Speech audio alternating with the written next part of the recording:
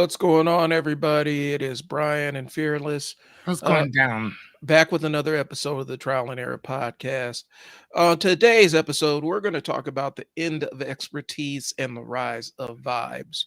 Um, and basically, this is just really, it's not, we're not doing anti-expertise. This is kind of a pro understanding episode. Like, why are people more aligned with um, the vibe somebody's giving off as opposed to what they actually know, and what we're seeing play out on social media, play out in the real media and stuff like that. And so before we get too far into it, my name is Brian Hill. I run a marketing agency that I'm actively working on shutting parts of it down so that I can teach business owners how to get out there and start recording themselves. And to do that, I've created a community called the Content to Cash Machine. I also have a free Facebook group where I post our weekly content creation prompts so that you can, these are just quick hooks that you can use to shoot video to drive business to whatever you got going on. And so that's kind of that's what I got going. I don't have, well, I'll go ahead and throw my thing up on the screen here. I have a QR code for my stand store.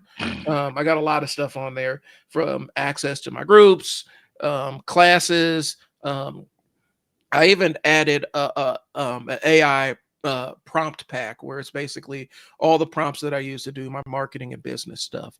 And these are like complex, like engineered prompts that I spend a lot of time on. So that's what we got. That's who I am, Fearless. Yeah, same thing. I'm just a guy with a big ass head who loves to listen to people gripe about stuff. So I basically offer perspective. All right. And That's it. if you want to call Fearless, that's the QR code to get in contact with them. If you Boom. need a life coach that's going to help you gain a new perspective on things, that's who I would recommend. Boom. Right there. So Yeah, let's jump into this thing, man. I thought it, so I told you I wanted to tell you something or whatever, but I didn't want to do it over the before we got on. Dude, I gotta tell you, man. I've been watching your blurting wild dad stuff. Not just that, but your other um your stuff with helping people like get on or whatever. mhm. I like your videos, man. Thank you. And Thank they're you. actually like really like I'm one of those guys who people who've been harding them. So I'm like, yeah, no, like your stuff is really good. And if I could critique a little bit, I think that you should start putting some money towards getting it to more people Yep. or whatever, because I think that they're good enough to get out there. Yep. That's in the content plan, actually. I'm kind of building Yeah. out a strategy for what I'm going to do next year to actually really build out the Blurting While Dad channel, and seeing where that goes. And so that's kind of boosted posts and things along those lines. And plus, I'm changing up. I'm not changing up, but I'm adding some new things, some more features to it. What are you adding? So, so I'm actually adding just different things that have been one-off kind of segments. I'm making them recurring features, like my character issues feature, where I take a character and kind of deconstruct them, talk about their history and how I think they can be presented better, or what I'm saying, or changed a little bit. Um, and then a current event segment basically called "How fucked are we?" and more or less it talks about a lot of things that are going on in current events and kind of gives a scale to how much impact it's actually going to have on a regular person. And so last week, I think it was all about, military strikes and, extrajudicial kind of killings and stuff. And so I Mhm. said, basically, on the scale of how effed are we, it was kind of Walking Dead season 1, Okay. where we can arbitrarily just bomb people out of existence Oh with no wow. evidence, with no evidence. And so I'm doing that. I'm doing the characters issues, and I'm also doing ask a dad. Basically, it's just being a grown man and answering questions from younger folks who may be trying to figure out careers, parenting, things along those lines, and answering those questions live on the stream. And so those are the kind of the segments that I'm coming up with. I'm actually making it more into a show as opposed to kind of a live stream. And so Gotcha. So there's there's a couple books that I read that I really think that you should do. Um, I think that you should do a whole thing on actually. Hold on, let me bring this up. What's going on, everybody? I'm trying to show Brian again. Me and my books or whatever. Can you see this, Brian? Yep. You should get this book. There's two of them. It's the science. I think it's the science of superheroes, and then it's the science of supervillains. Okay. Here's the other one right here. Can you see that? Yep. I might actually have the superheroes one somewhere in my house. Okay, then Yeah, I'm gonna look at that one. you gotta read that because I think that that's a really fun segment on taking what would it actually take for like a supervillain or even a superhero like Flash, for instance. If Flash is running, Hmm. what is the real life consequence of him taking off standing right next to you? Oh, well, they explained that. So in the books, there's this thing called the Speed Force that he taps into, and basically, it more or less it alters the Right, but I'm physics talking around about him. in real That's life what I'm though. saying. And so they've tried to make it fit in real life because people have asked that question, like, well, you got somebody that's running faster than the speed of light in Earth gravity. That would absolutely create a level of friction that would Right, absolutely obliterate continents and stuff. And so right. they kind of roped in a narrative element where um it it it it it kind of isolates the effects of what he does so it doesn't hurt Mm, other people unless he wants it to be externalized. But right. But I'm saying though, yeah, like I mean that's a great observation. That's a great explanation as well. Hey, what's up, Chris? Um, I think that's a great thing, whatever. But I'm talking about real life type stuff. Like read the book, okay. or take some of your favorite superheroes as well as your favorite super villains and tie into like if they were to do this in real life, what would Thor's hammer actually do to a continent or to a person that he's throwing it at?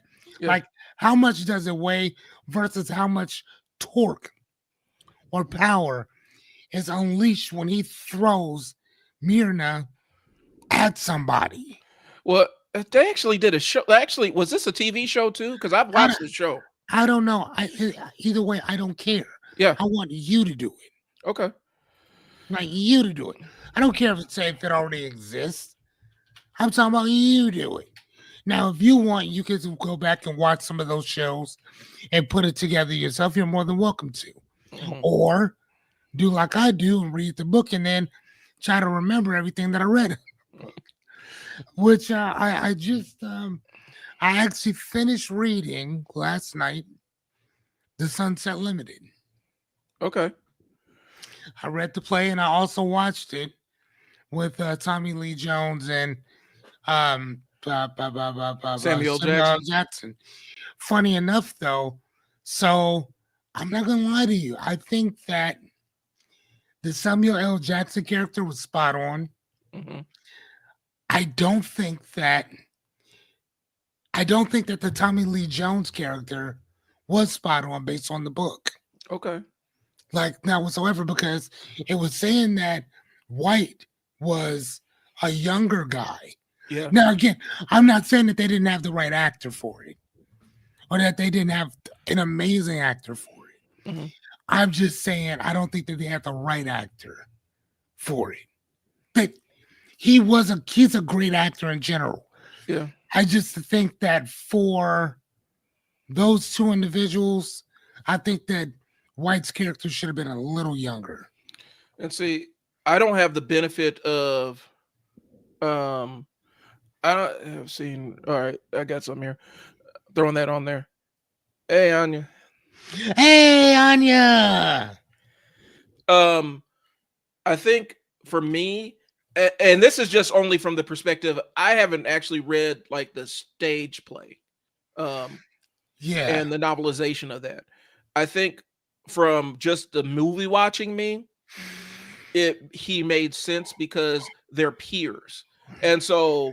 what I look at it is Samuel L. Jackson can't necessarily pull the age card and say, well, you're just young and you don't understand, you haven't lived an experience or lived the world and stuff like that. And Mm-hmm. so for me, it makes sense, but I see where you're going with it. But for me, it makes sense that they're the same in the same age cohort, Mm-hmm. just because they can have a conversation on equal footing based on lived experience.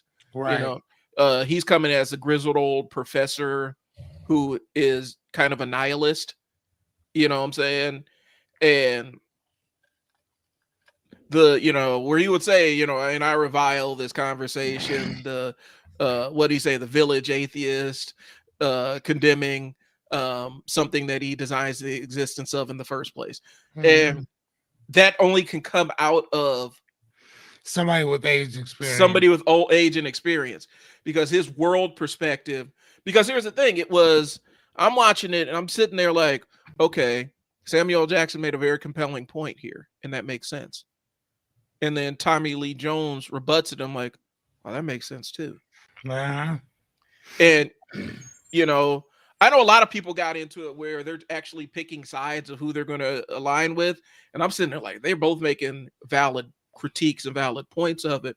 And Tommy Lee Jones' perspective is just as valid as Samuel Jackson's, and it's just like I said. When I said, I was like, ugh.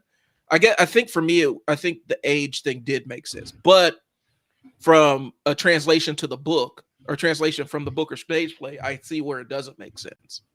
I mean, and that's all I'm saying. I mean, no, I 100% agree with you. Yeah, I just, and again, like I said, I mean, I love Tommy Lee Jones. yeah, He's a phenomenal actor. I think he did a phenomenal um job in the play in general. It was absolutely phenomenal. I'm just saying, like, based on what the book was saying, he was just a tad younger, not a lot younger, gotcha. just a little bit younger.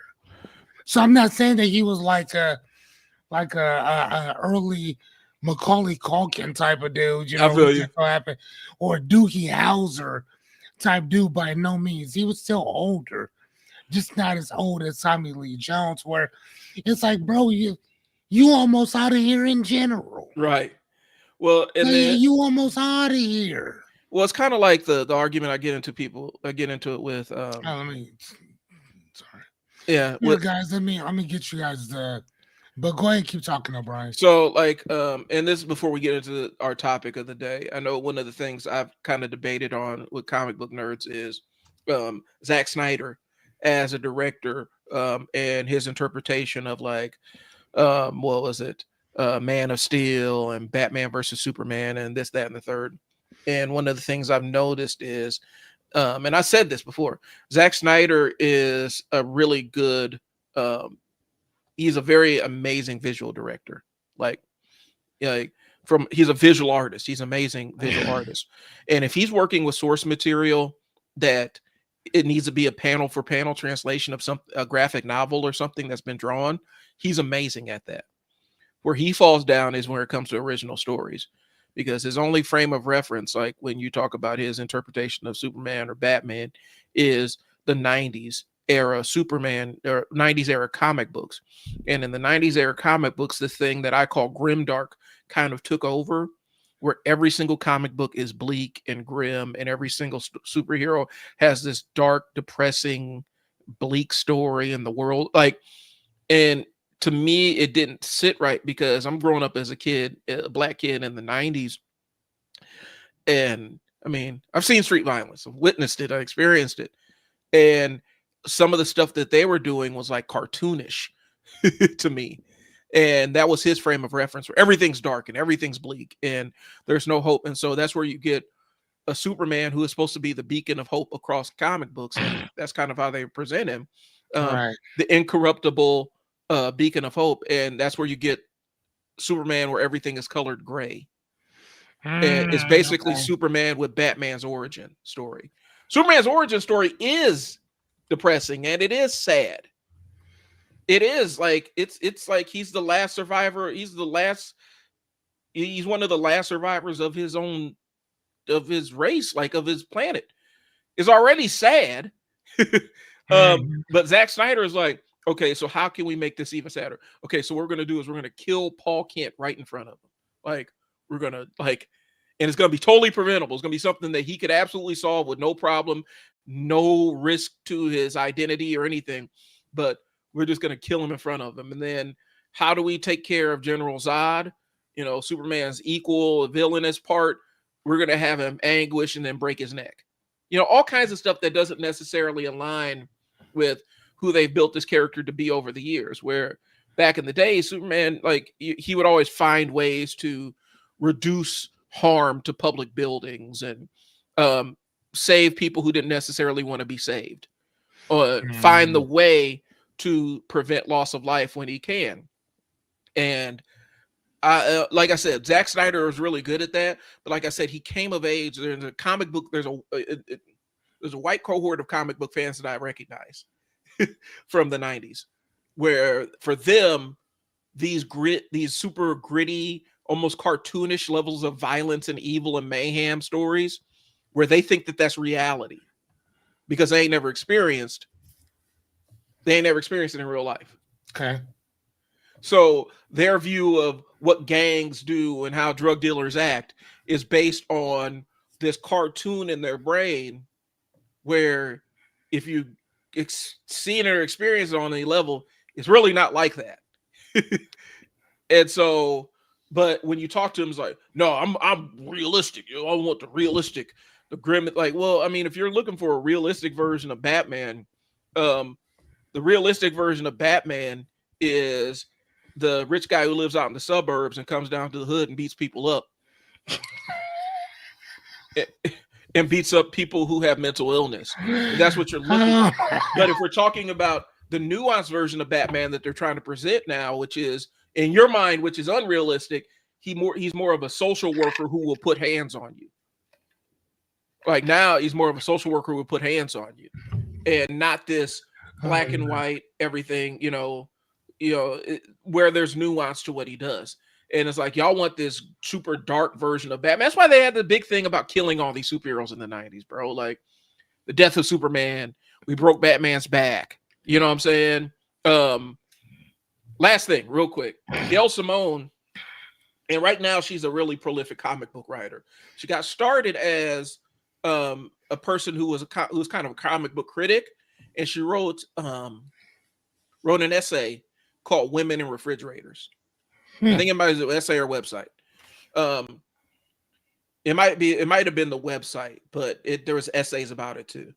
Basically, it's women in refrigerators, and so basically, it's the concept that in comic books during that time frame, women were used as plot devices to make the main character take action.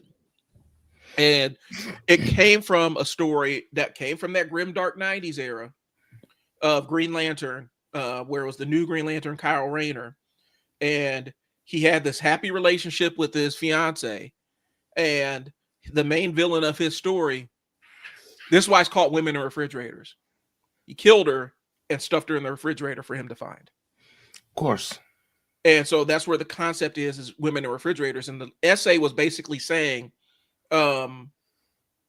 this is problematic because what happens is you're utilizing violence against women, and then it kind of expanded out to marginalized groups, but you're using violence against women as a plot device, and it doesn't really enhance the story or anything. It's just for shock factor. And so either you're going to kill somebody, you're going to murder somebody, it's going to be some kind of sexual assault thing, or you're going to depower her. And that's going to be, she doesn't exist as a character. She just exists as a mechanism for the main character to be mad about. Oh, okay. And so she called that out, and rightfully so. And a lot of nerds got mad at her for it, but like this, like she's calling out something that's real and how y'all objectify people in these comic books. And then you start looking at it, start spinning it out. Like you watch, what was it? Iron Man, Civil War, Captain America and versus Iron Man, Marvel Civil War. What happened to Rhodey? War Machine. Hey, didn't he get his back broke? Didn't he get killed? Got his back broken. And all it did was, it was the impetus so that Tony Stark can go be mad. He was already mad, but gave him another axe to grind. Hmm. He didn't exist for any other purpose but to be a victim of a recipient of violence to inspire the main character to go take action. Hmm. And so that's what the website was. And so Gail Simone has spun that out into a phenomenal comic book career, and she's a phenomenal writer. Um, and a lot of her stuff is kind of uh, um, genre breaking. She's the reason why Harley Quinn has seen outside of Batman the animated series, she's the reason why Harley Quinn has seen this huge resurgence. She kind of recontextualized Bane as a character and King Shark. Like if you've seen any of the Suicide Squad movies, the recent ones, the one that James Gunn did, that's kind of based on how Gail Simone wrote those characters, where it's a black comedy, if that makes sense, where it's a dark comedy. But Yeah, I these mean, characters, yeah, but I mean, I think the only one who went off to do anything was Chris and what is that? What is that show on HBO? oh, Homelander, I mean, no, Peacekeeper. Peacekeeper. Well, but she also kind of that humor. So the entire James Gunn universe, the humor that's in those shows and movies is kind of how Gail Simone writes her characters in books. Hmm. So it's a really kind of comedy with an edge to it, and it was weaving in political things like, misogyny and racism and all kinds of other stuff into the book. Did, And did so you did you watch Peacekeeper? I saw season one. I haven't started season two yet. We watched all of Yeah, season one. I watched. It's a very interesting take. It's a Gail Simone, like I said, it's kind of a Gail Simone season kind of thing. But I'd heard I haven't seen it, but I've heard that season two just kind of collapses once you get towards the end of it, which it is what it is. I But don't know about eh, I mean, I just have I to don't know watch if it it to lay eyes on collapses. I think it was a very interesting plot in general. Um, but it was still good. It was still fun to watch. it. Okay. Well, and I love season one just because I thought season one was funny and it was kind of a send up of the entire character of the superhero that kills people. He's a superhero, but he kills people. Yeah. And what kind of sociopath you'd have to be. So anyway, but I guess Gail Simone, the entire women in refrigerators thing, it ended up becoming a trope in and of itself. But it was really kind of interesting take on it. She's a good writer. Now, I don't know how I got on that topic, but let's get into the meat of what we're talking about today. For sure. Did you put it in our notes? It's in the notes. Perfect. No. Okay. And so today we're not talking about, and let's reiterate, we're talking about the end of expertise and the rise of vibes. And what that means is we are basically shunning, like we've kind of reached this precipice in society where we're shunning expertise. And it's a concept I described a couple of weeks ago where people will believe somebody who just is able to rapid fire bullshit as opposed to somebody who says, I need to look that up. Like they're more trusting in the person that can just spin bullshit on immediately. And so if you got the vibes of somebody who's trustworthy, people are going to trust you. Or you got the vibes of somebody who knows what they're talking about, they're going to lay down their trust for you. And so that's kind of what the take is. And so this is not an anti-expertise episode. This is basically saying this is not a good thing. And so we're talking about it's kind of shifted how we believe people. It's the reason why Dr. Phil can be Dr. Phil without being he doesn't have his license anymore, but we just say, yeah, we'll trust Dr. Phil. Dr. Oz is selling people snake oil because he actually has a medical doctor's license. You know what I'm saying? And so confidence matters more than actual competence. Okay. And we lean towards people that we can relate to. And so you're kind of talking about it off air regarding, politicians or whatnot. And I was saying, I think we've kind of reached this thing where as much as people want to say that they don't believe that, people want to be lied to more or less by their experts. They want their experts to lie to them and give them a reassuring lie as opposed to a truth that it may be hard to swallow. And so you were talking about that with the affordability thing. If you can expand on that. Yeah, I mean, I was during the election, our president, and again, I consistently say our president because whether you like him or not, he's still our president if you live in the U.S. And our president consistently kept saying that we're going to make things more affordable. We're going to make this affordable. We're going to make that affordable. Groceries affordable.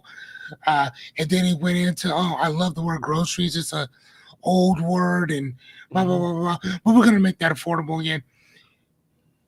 Fast forward, everything that's gone up sky high. People can't afford this anymore, that anymore. And then they're like, hey man, I thought you were gonna make everything affordable.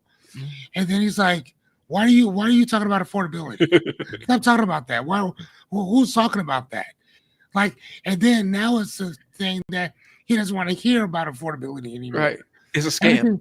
Everything's fine the way it is. Matter of fact, what he said was affordability is a Democratic word.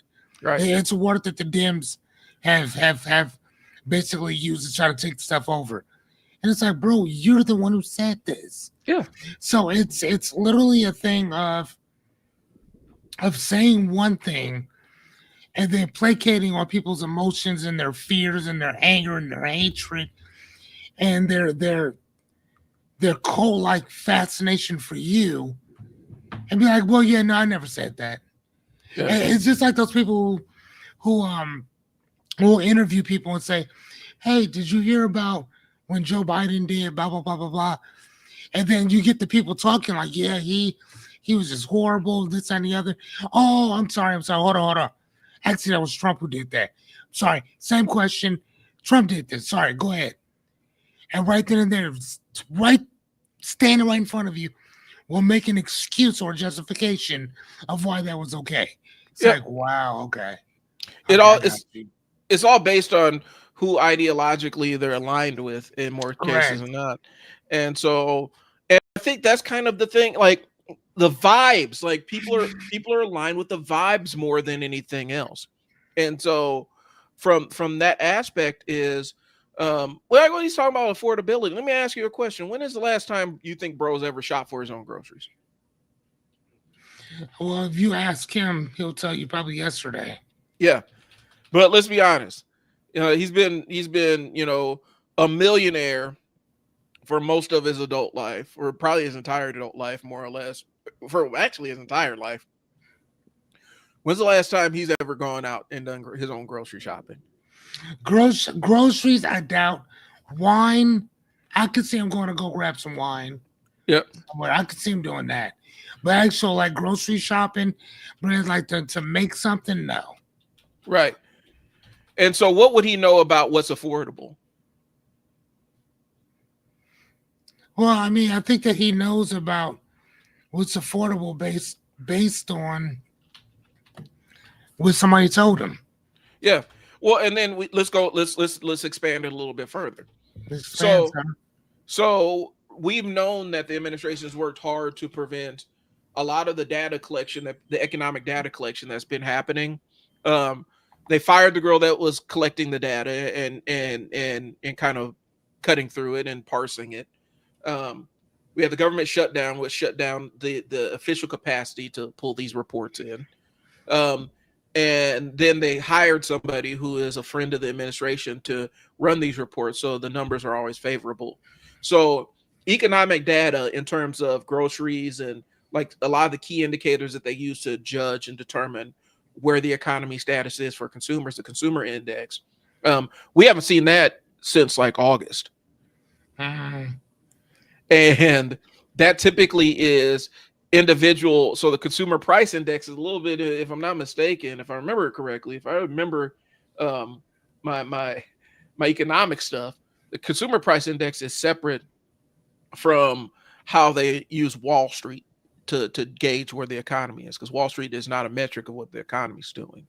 And so the consumer price index, CPI reports look a little bit different. And then there's another report that's adjacent to the CPI report, which goes a little bit more into real consumer pricing and filters out stuff like gas and things like that, which have kind of a fixed price.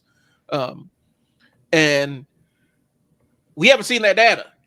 So when we're talking about affordability, we have no way to you could say all the data's BS and whoop-de-woo this and third, but we don't even have a frame of reference to talk about affordability. Hmm. And so that's why it's easy to say, oh, it's a boogeyman, it's a fake word or whatever, or however he wants to put it. Because when you shut off the data, it's constantly killing the messenger, essentially, right? Like, I'm going to execute the person that brings me unfavorable information. Okay.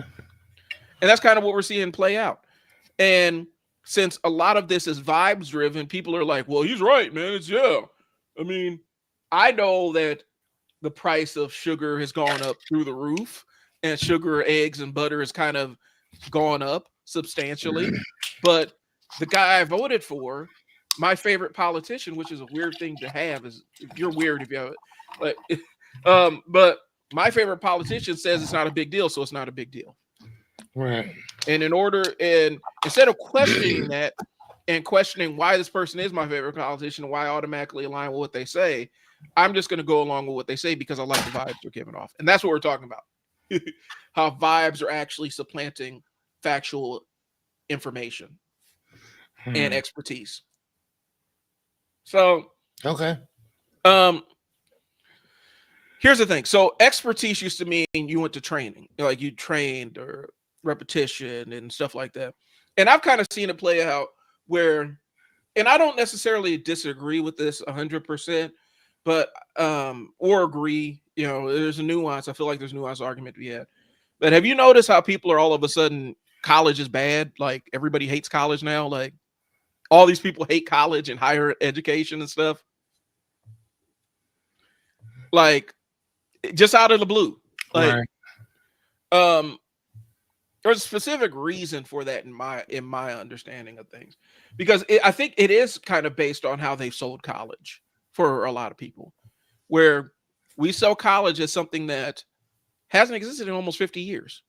Like used to be, you go to college and whatever you got your degree in is what your job was. That ain't the case anymore. No. But that's not a bad thing either. Right. My daughter and I were sitting there talking about it, and she's talking about how some of her friends are talking about how art majors are worthless and all this other stuff. And it's like, but I know two 6-figure art majors and one 7-figure art major. And they actually use their degree to reach the status that they're at. They reach some of the knowledge of it, but they did it in their own different ways. Mm-hmm. And their degree wasn't a 1-for-1 translation of what they actually do, but the degree gave them a perspective to kind of forge their own path. Right. So I mean, and kind of to kind of piggyback right off of what you're talking about with that, like I decided to throw my hat in and go back to school myself, and the degree that I'm so the associates, I think I'll just go for psychology and something simple, and something I'm already interested in. But the other, my bachelor's will be in philosophy. So the reason why that is, for first and foremost, I think that I think it all depends on your intention when what you choose to do Right. with that degree when you get out. If your objective is to go get a job, man, good luck to you. Mm-hmm. And the reason why I say that is because if you got 40, 50 people in that class, and then there's 1,001 other schools with all these different people who have the same exact degree that you got, dude, good luck. I mean, what is that? Your competition is gonna be crazy. Well, and Right? But and for me, I have no intention of getting a job with somebody else. mm-hmm. I know exactly what I'm going to do with that degree as soon as I'm done with it. Right. And it has nothing to do with working for somebody else. Nothing. So again, I think that before They can sell us on, yeah, you'll get a better job, this, that, and the other, blah, blah, blah. But now, man, shit, you better take that degree and go do something different with it. Uh, And for me, like, I want to go to school because I really want to learn something that I don't know, that I do not know. mhm. Right. And again, I know that college is going to show me, teach me something that I don't know, Right. and teach me things that I don't know that I don't know. But teaching is something that I do want to do for sure, Right. or whatever. And again, I'm going to get that particular degree because I know what I can do with it based on the skills that I already have now. Mhm. So if I can help you now as a life coach, and I've been calling myself a philosopher for years. Now I'm actually going to go in and put the work in to actually do it so I can understand exactly what it's about, so I can go build my own stuff. Like, dude, what? Why would I want to go work for somebody else? Why would you want to work for somebody else if you know what's coming down the shaft for you? Okay, Right. okay, So, okay. yeah, you all right? Yeah, I'm good. Okay. Like, okay, so the example. So I came out of high school. When I was coming out of high school, I graduated high school. I had 4 years of AutoCAD. And for people who don't know what AutoCAD is, that's computer assisted drafting. And more or less, that means I could render entire houses and stuff in 3D. And that was like my I had a portfolio by the time I left high school. Like that could have been my direction. I could have been in any architecture firm and doing all that other stuff, right? My career path was going to college to become a construction engineering major. I had no idea what construction engineering was. I just knew engineering, right? I get in to college, and I had a scholarship and the whole nine. And the first thing I realized within probably about 2 months of being in college was I hate fucking construction. I hate construction engineering. I don't have a brain for it. This is boring to me. I cannot watch another video about Portland cement. I don't care. Um, and flashing and all this other stuff that goes into building houses and buildings, you know. And so I checked out of that immediately. And I ended up getting into journalism. Like that switched my major to journalism with a minor sociology. And then I took a raft of abnormal psychology classes and political science classes. I didn't know what I was going to do with it. Now, at the time, what I was going for was I was working the radio station. I was always in contact with record labels and stuff. My goal was to be a hip hop journalist. Like, that's what I wanted to do. I wanted to interview the movers and shakers in the industry. And again, that was my bigger framework was I wanted to be Russell Simmons, like, before we found out he was a sex offender. And um that was kind of the path I wanted to walk. But I didn't have an illusion that I was going to graduate with the degree and then automatically just fall into the thing. And I think the perception that we've been telling kids is you go to college and get your degree and that's what you work in. And we've known that's bullshit for the last almost 40 years. But I think people have latched onto it and say, well, all college is worthless. Well, it's not worthless. Like, Yeah, no, it's not worthless at all. As a hiring, I don't think so. as a former hiring manager, um, you know, one of the things is, and I know how some of the people above me thought, they saw having your degree as a proof that you could maintain a commitment and work towards a difficult goal. And so they consider bachelor's one tier, but if you got your master's, that puts you on another tier of people that could focus on a difficult goal and achieve it without a lot of external motivation. Right. And that's kind of how they framed it. Way I see it is, it's kind of a means to end. You need a degree to get a lot of jobs. Now they don't specify what the degree is in most of these jobs, but if you want the jobs, you got to go get the degree. Yep. But I put everything backwards first. What do you want to work in? And then you figure out what degree you need to pursue in order to work in that thing. But I literally dropped out of school with like one or two classes left. I had a full 4 years of journalism. Like I could have walked across the stage, but I said I need to work. So I dropped out and said I need to figure out what I want to do with my life. And part of it was my goal was I was going to do the radio thing. I was going to be a hip hop journalist. I was going to work in the news and stuff. And essentially, my mom and one of her cousins staged intervention on me and said, Brian, you're never going to make any money in radio and you need to let go of this fantasy. Now, here's a couple of things for context. We were one of the first radio stations, college radio stations in the country that was on the internet. You know what internet radio became? That podcasting. It became podcasting. We had fans all over the country. And they intervened on me. And I wish I knew then what I know now, where I could have said, yeah, I'm going to walk my own path. But the reality was I was like a 19-year-old kid. And the adults in your life are supposed to mean right by you. And they did. They meant the best for me. They wasn't trying to sabotage me. They're going from their frame of reference as, and this is kind of what it is. I have black folks that grew up during segregation, came of age during segregation. And both of them had experienced not having the degree, how it limited them. My mom had a nursing degree, had her bachelor's in nursing and stuff, and that kind of tied her to one tier. And so she was actually getting her master's so that she could move out of that tier that she was trapped in.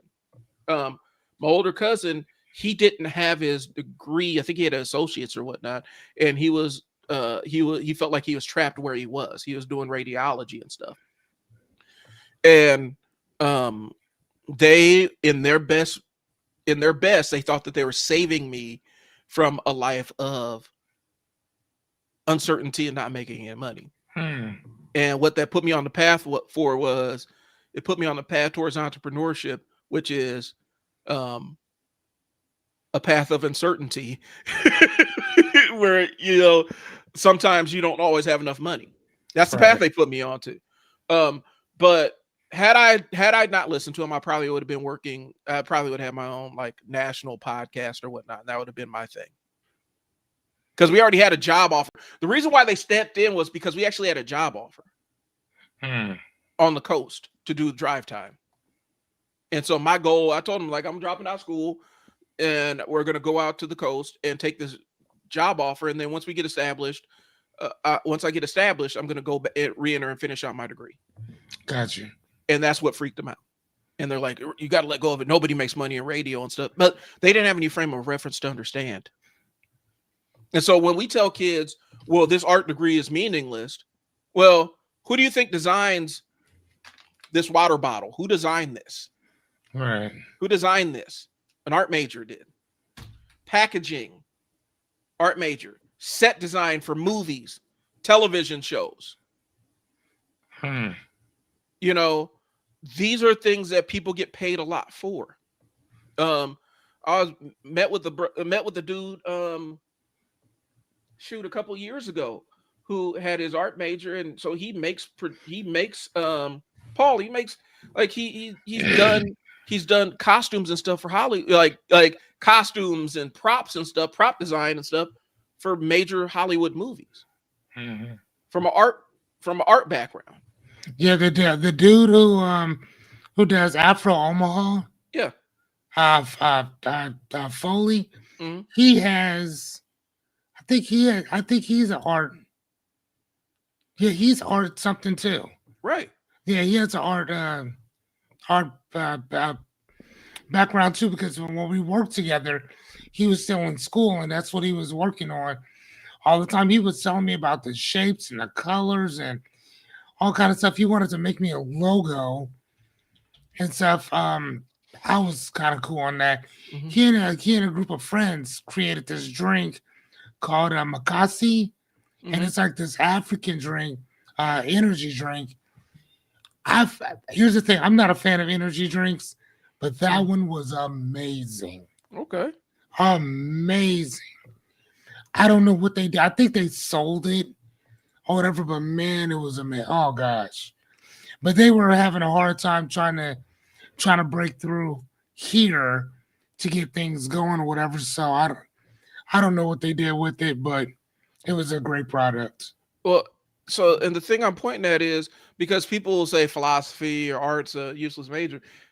Do you know that like it's almost disproportionate about a billionaires that had philosophy majors that that graduated with philosophy majors? Like, Man, my guy, no, that's why I want to do that. And the reason is because there's not, first and foremost, it's one of those fields that like I think philosophy for me, I can't speak on other ones. mhm, It's one of those fields where you make your own.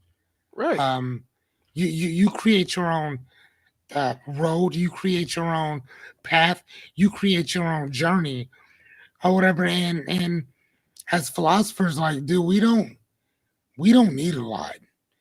Like we're cool. Again, I got my pen, my pad, and a book. Fuck else do I need? right, Yeah, the only reason why I have all the other stuff that I got is because I have a child. If I my I'm just telling you, dude. Like I'm cool. And I used to think that, man, like there was something wrong with me being so disassociated from people, which there it kind of still is, or whatever. The jury's still out on that. Um, but that's just one of the things that I love. And like, and I heard this guy from Ghana. He was mhm, saying that he said I think that people have it wrong about college. He said you want to look outside your door, and he said you want to look for problems. mhm, Okay, and he said you want to ask yourself, what problems do I see? Number one, is there anything that I already love to do that I can help solve these problems? And once you figure that out, that's what you go to school for. And then when you get out of school, that's what you go do. right, So you observe the problems that you see, get the education or whatever you need to know in order to change it, get out and change it. So I see some problems, a lot of problems, but a persistent problem that I believe that philosophy can change. And it's not just philosophy that can change that, it's the philosopher who can help change some of these things or whatever. Or like Tupac said, create the spark that will change everything else. right, And that's what I'm into. I love that.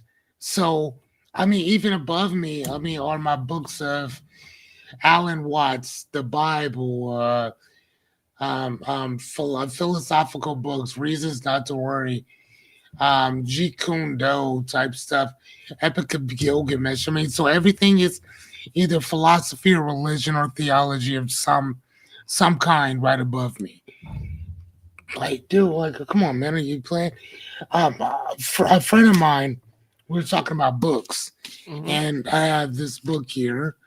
It's called Decolonizing Therapy, and so we have this, and I'm just kind of like, all right, cool.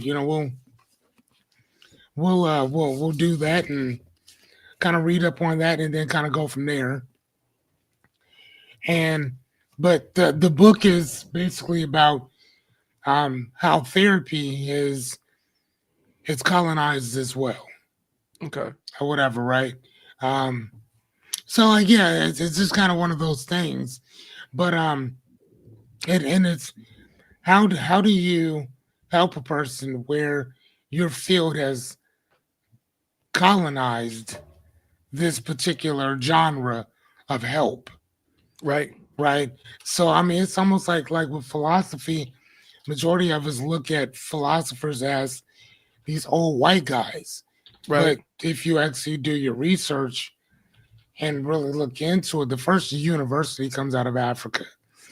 And college, as we know today, college studies a subject at a time. That's the reason why one school studies certain subjects, another school study other subjects. But a university, the way it was supposed to be in Africa, the Library of Alexander wasn't just a library; it was one of the first universities, and the university studied everything in the universe. And I want to say that again.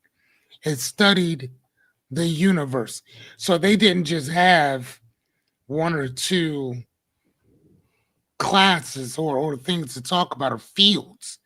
They Right. had all fields of everything. So again, I'm a guy who I love reading.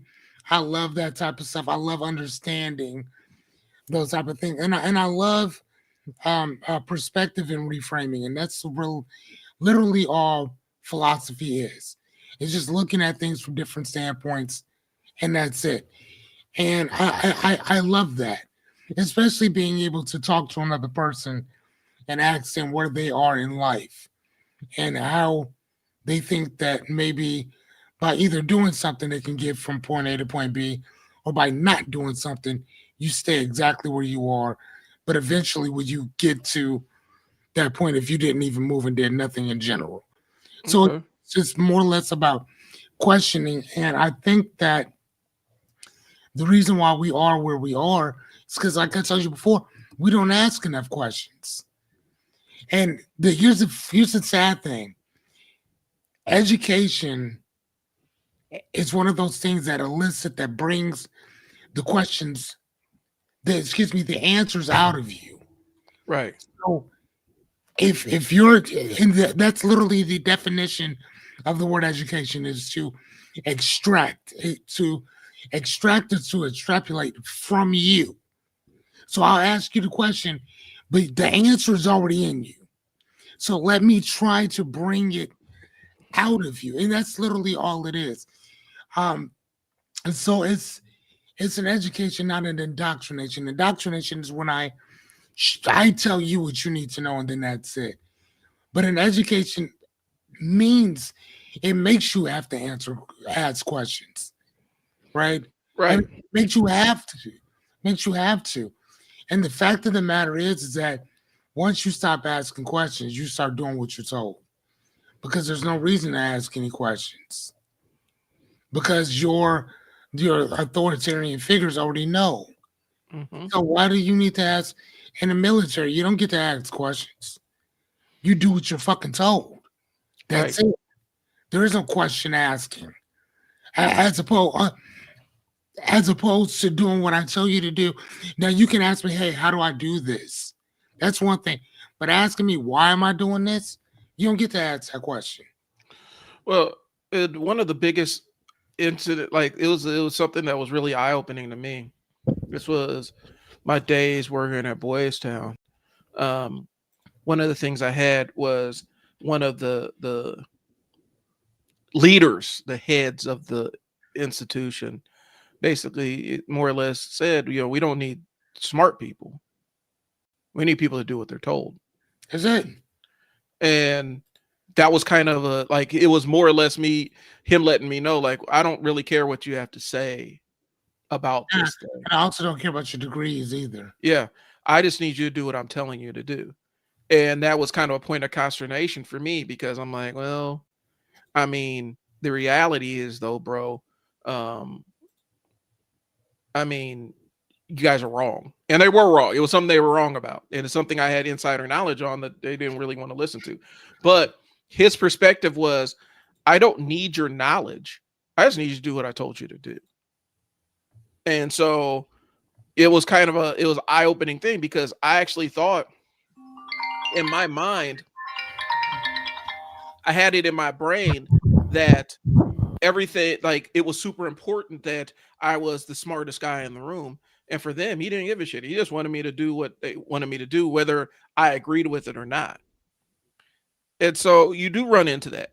And unfortunately, sometimes that assumption of knowledge can absolutely be, a downfall. But it is what it is. But I know what you mean, where you have some person in an authority position, basically saying, "I'm not paying you to think. I'm paying you to do." Yeah, for sure. Well, I mean, yeah, because if I would have paid you to think, you'd have my job. Right. I don't want you to think. Oh, I need you to do. Do the thing I tell you to do. That's it. You don't need to think about nothing. Do what I tells you to. I mean, that's the thing that's always bothered me about people. Shut the fuck up. Shut up. Right. Like, do what you're told. And again, if you don't want to do that, go start your own thing. Ain't nobody ain't nobody asking you to step up to the plate and go build. No, no one's asking you to shut your mouth. Right. Get back to work. I mean, and again, I'm saying that to be jokingly, but also being serious. Because again, if you don't want to work, if you don't want to be asking people questions, if you don't want to do this, if you don't want to do what you're told, go build your own stuff. Nobody tells you that you can't. Again, I'm choosing to go to school uh, in general for me Right. because I want to keep my mouth shut. I want to listen and I want to ask a bunch of questions because that's the place to do it at. Right now, once I'm done and we get out here and we get to working, boy, I have nothing but fun. I want to have some fun with this or whatever. So again, but I'm 46 years old and deciding now to go back to school. And here's the crazy thing: I think that I would tell a child at 19, no, don't. I wouldn't go to school right now. I would go live, get a passport, get your ass out of this country. Go Right. move around a bit. Go travel. Go love. Go fuck up. Go find you. Cause college will be here when you get back. Go experience life. Go experience life and then come back and say, all right, what do you want to do?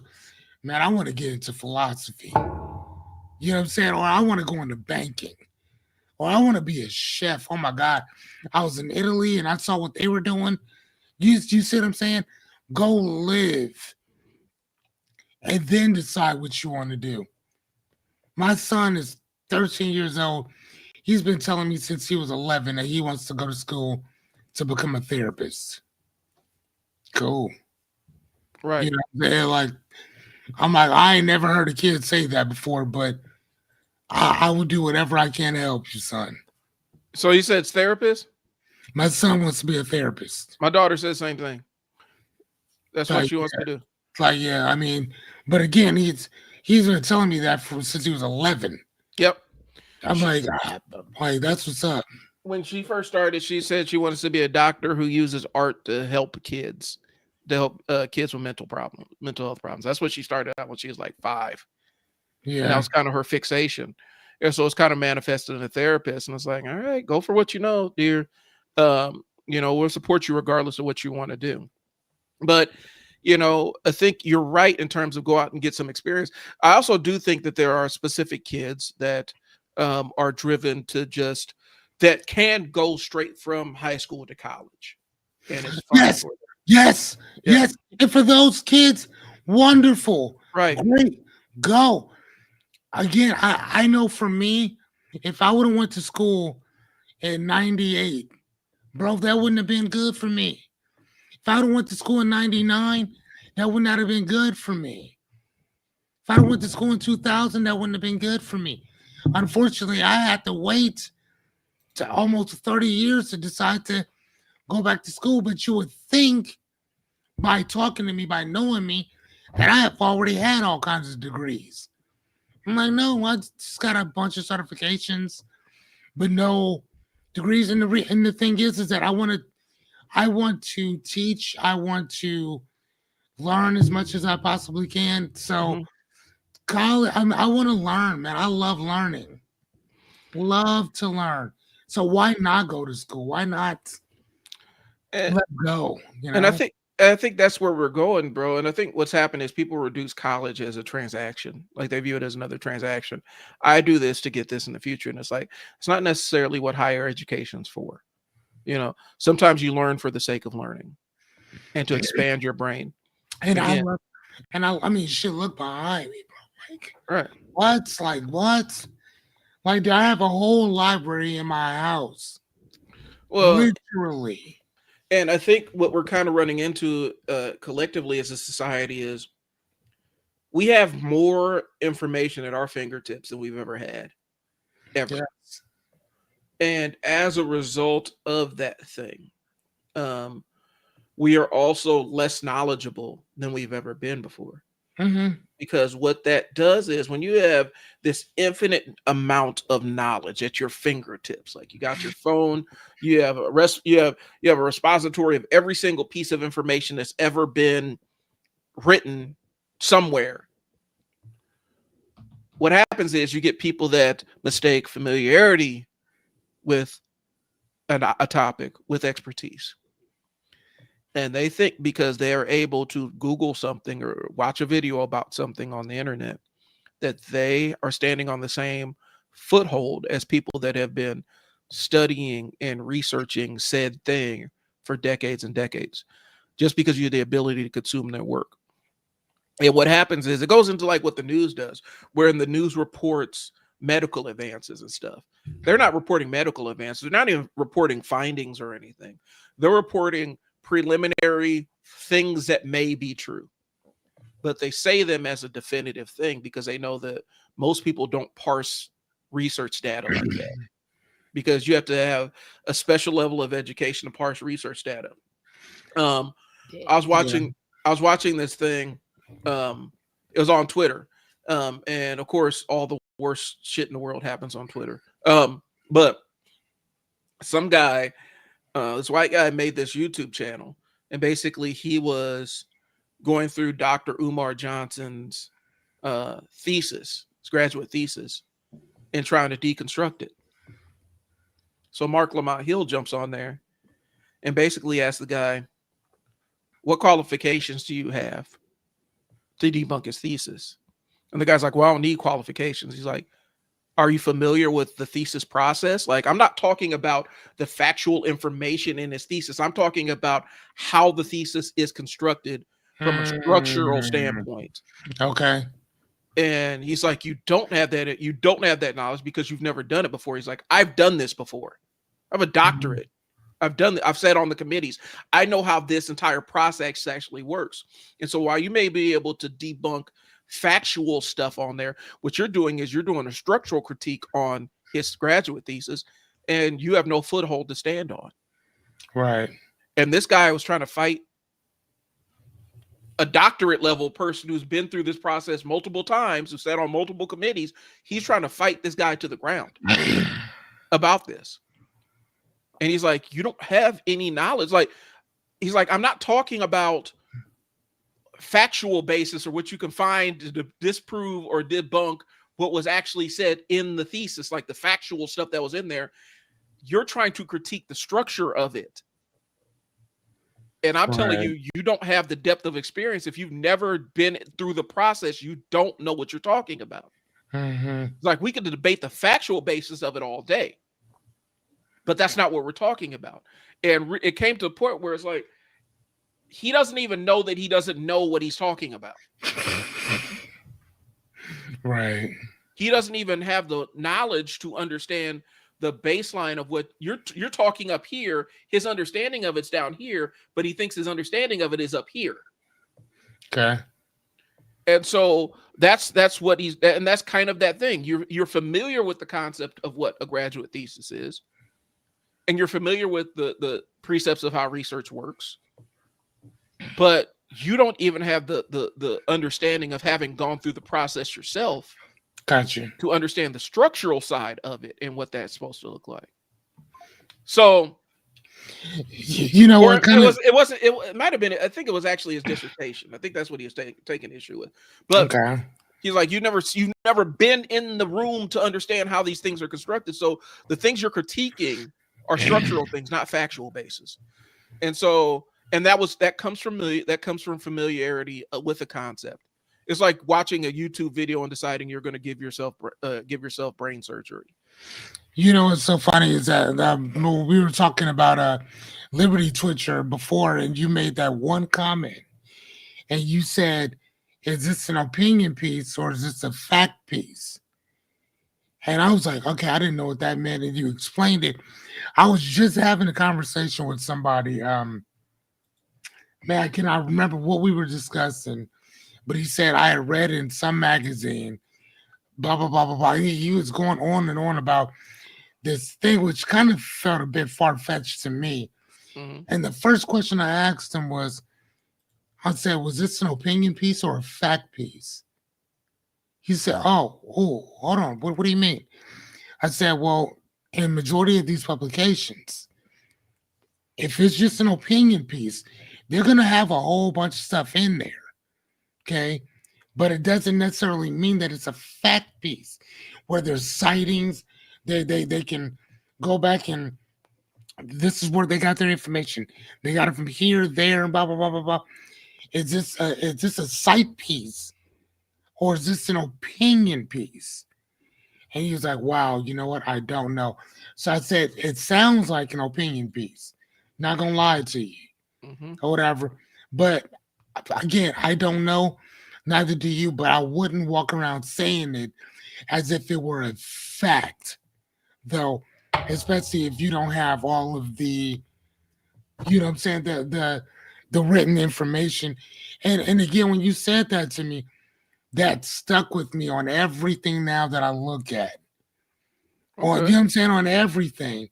And now when I'm talking to people, is this an opinion or is it a fact? I mean, where'd you get this information from?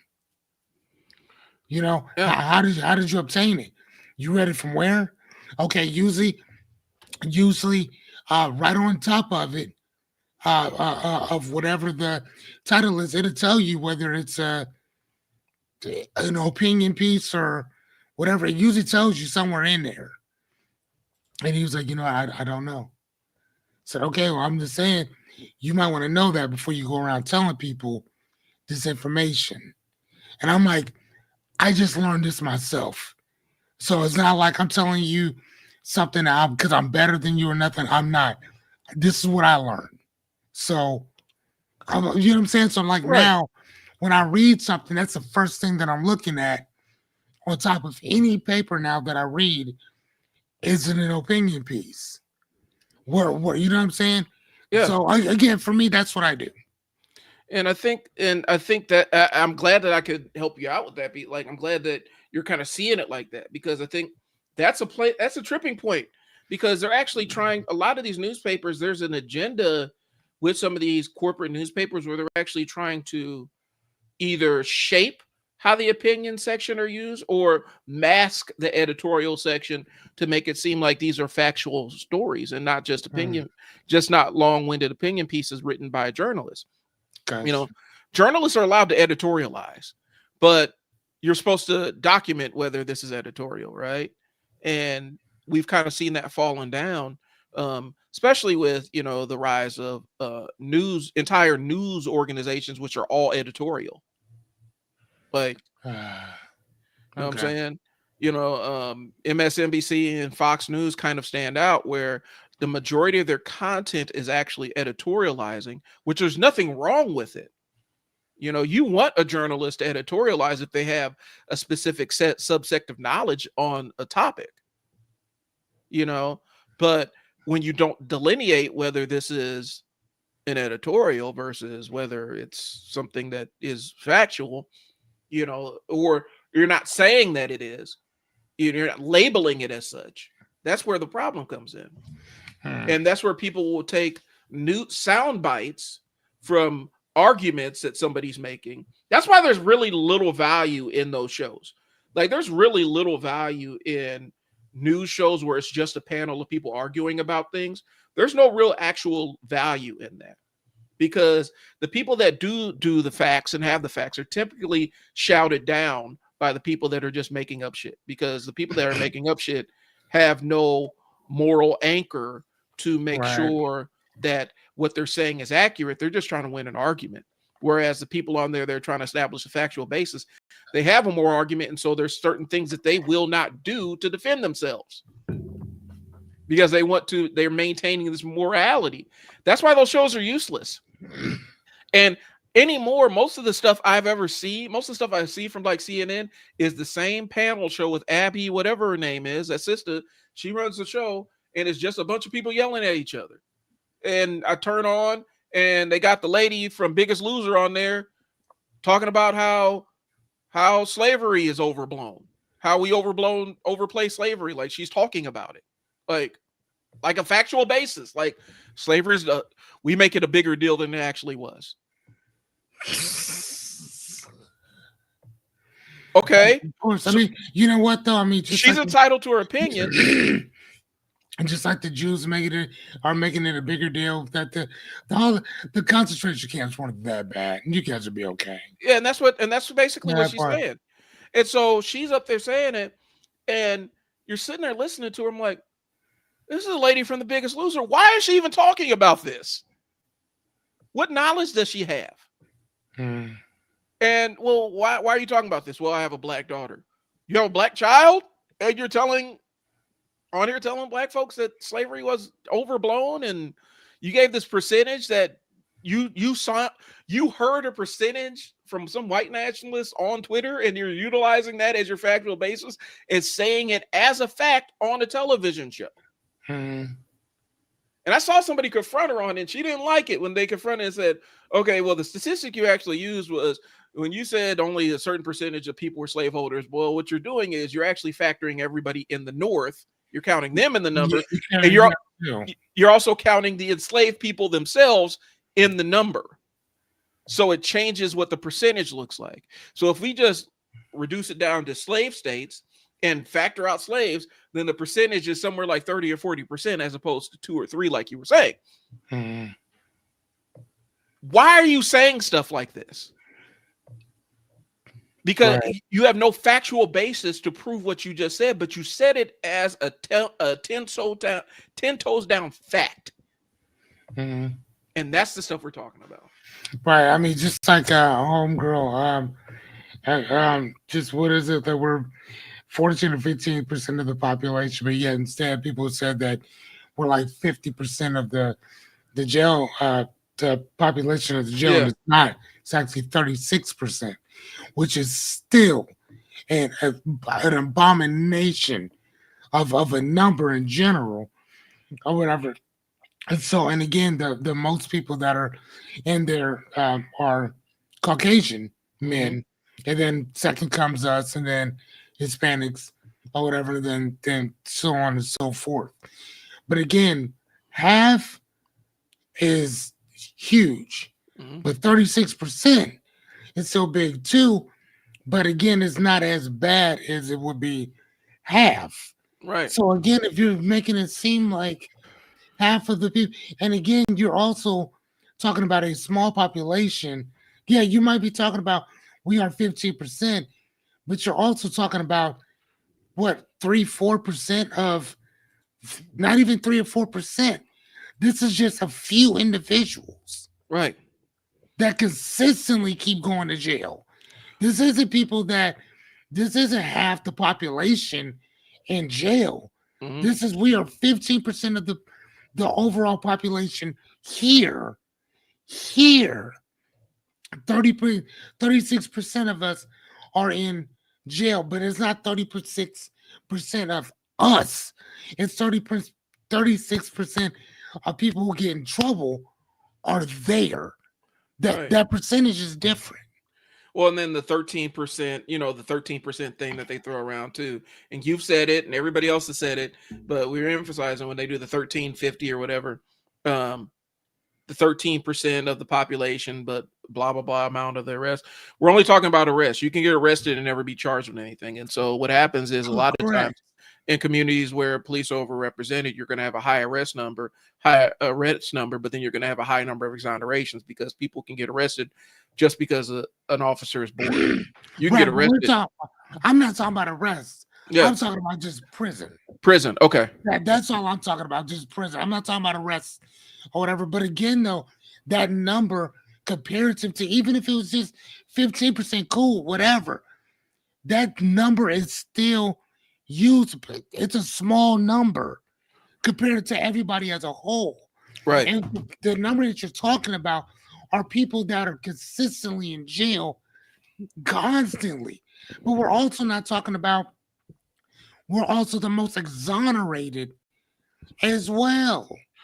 Or Well, whatever, which means if they They quick to just throw us in jail just so they ain't got to deal with it or whatever, or they can deal with it.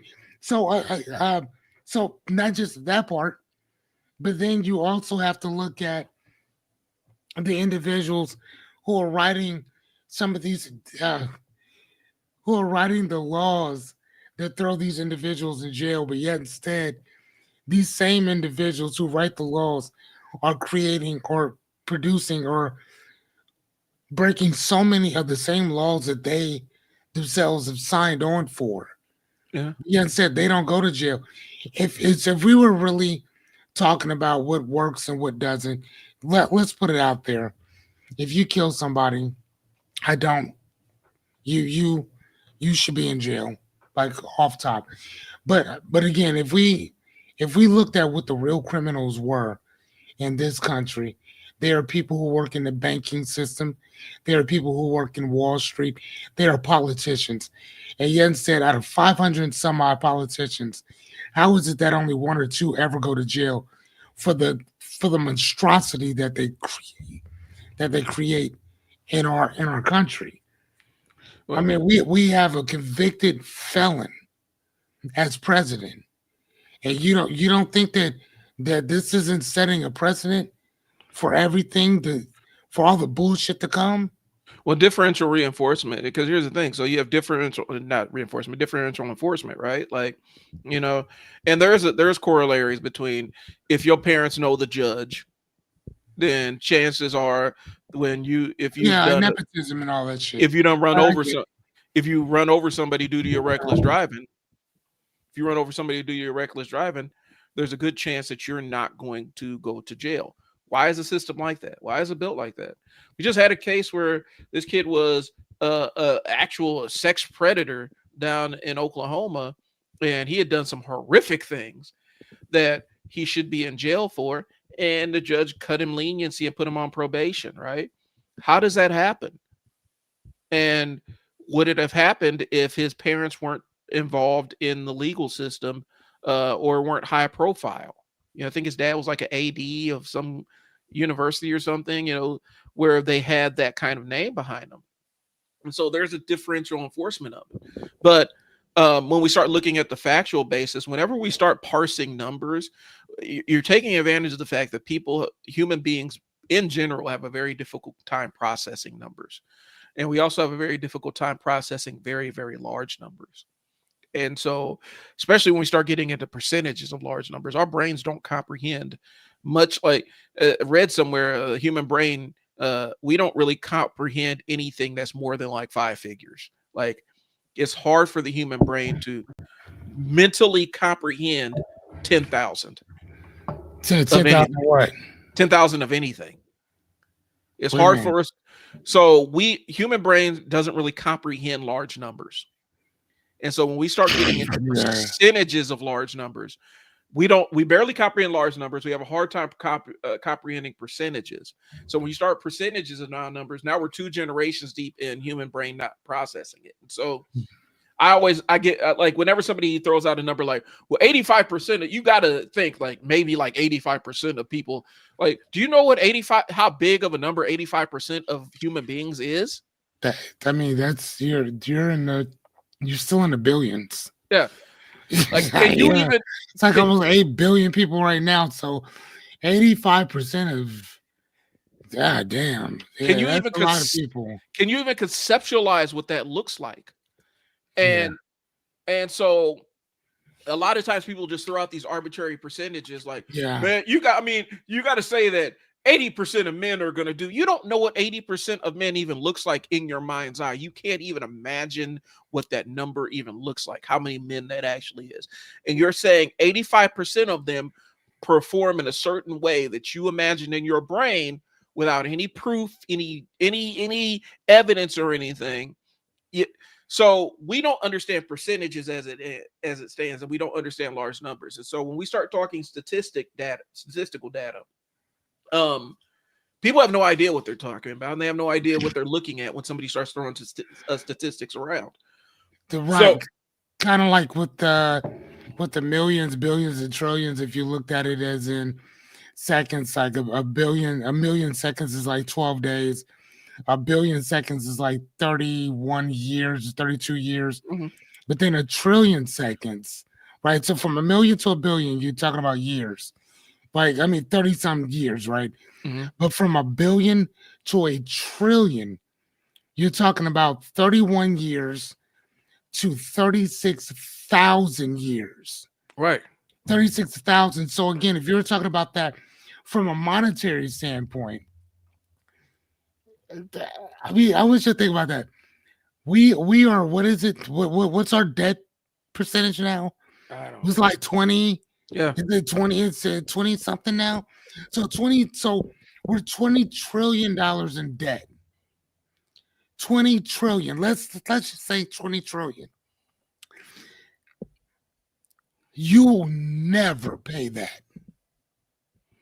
And I, I saw these aliens, and they were making a joke. They said, "Did you know that they owe somebody like trillions of dollars?" And the other alien was like, "How would you? Who do? How do you owe somebody so much money on some stuff that you created? Hmm. Like you created the money, you created the system. Just shut it down and recreate another one." Right. It's like you know what I'm saying? But again, we're like, no, we can't do that. Yes, you can. If you created this system, you can shut this one down and just start the fuck over. Well, and I let's go. mean, it's possible because if an asteroid were to hit us, you want to know what happens to the dollar? It doesn't matter. It doesn't matter what happens to it because nobody's going to use it again. So this concept goes Good into this. gosh. When I talk about the human brain can conceptualize it, follow my thinking on this. Like, imagine I showed you a picture of 10,000 of a thing, like maybe 10,000 blades of grass, right? And then I showed you a picture of 20,000 and 50,000, and then a half a million, and then a million. And I never gave you any of the numbers. I just said, give me an estimate. This is a round number. Estimate how many blades of grass are in this picture. Well, I mean, but what would the comparison be? Just the other pictures. I want you to estimate how many. I'll give you no I'm number. not looking at them like side by side, or I'm not Not just looking at them side by side. Just looking I'm at it. just looking at them individually. Yeah. And I mean, you wouldn't know. You can't conceptualize. You couldn't concept without the comparison. You wouldn't. Yeah. You wouldn't be able to tell that. Even if you were to have one that says this one over here is 20,000, this one over here is 22,000. If they're all bunched together, you're not going to know the difference. You could put the pictures side by side with no numbers, and you still wouldn't have any guess. You would still wouldn't have any frame of reference to understand how many. Like, so when we talk about, people can't even conceptualize 10,000. We have a hard time imagining what 1,000 of something looks like. I've been to a football game. There's 90,000 people there. Trying to imagine that number of people in one place, even while you're sitting in the midst of it, is hard to wrap your mind around. But we're expected to understand what a million or a billion or a trillion looks like. How astronomically large $1 trillion is. We got $1 trillion companies right now. NVIDIA, I think, is $1 trillion company right now. Can you even imagine what kind of wealth that is? Yeah. That is that's a reality warping level of wealth, where you can rewrite your reality. Like, if you have just a fraction of that money, you can rewrite your reality and the reality of everybody that you know. Oh my God, dude. Do you realize what I'm doing with I mean, even 1% of a trillion, which is what? What is 1% of a trillion? That's a bill. Isn't that a billion? I think it's a billion. A billion. Boy, stop. And that's what I'm saying. Did you realize the shenanigans I would get into? Right. It would just be, it's a reality warping level. And so what happens is when people have that, when they cross that threshold, there's a specific threshold of money that people cross where reality, the rules that we exist in, do not exist for them. Yeah, no, In the standards of no. living and Dude, the social rules. everywhere I go, I would go on horse and buggy Yeah. just to piss other people off. Like, that's the type of shit that you do when you are a trillionaire. Like, horse and buggy, Yeah. sir. Yeah. Like, I'm like, listen, if you got somewhere to be, you ain't gonna get there. Not when I'm on the road. $1 trillion is enough. Like if you had $1 trillion, you could take 1 or 2% of that and probably buy half of the vehicles in your city. Okay, if you had what? Like $1 billion, right? Like a Okay. percentage of a trillion. You would have enough money to physically buy a fleet of vehicles that rivals a large city. Right. Like people don't Oh understand man, how dude. much money this stuff is.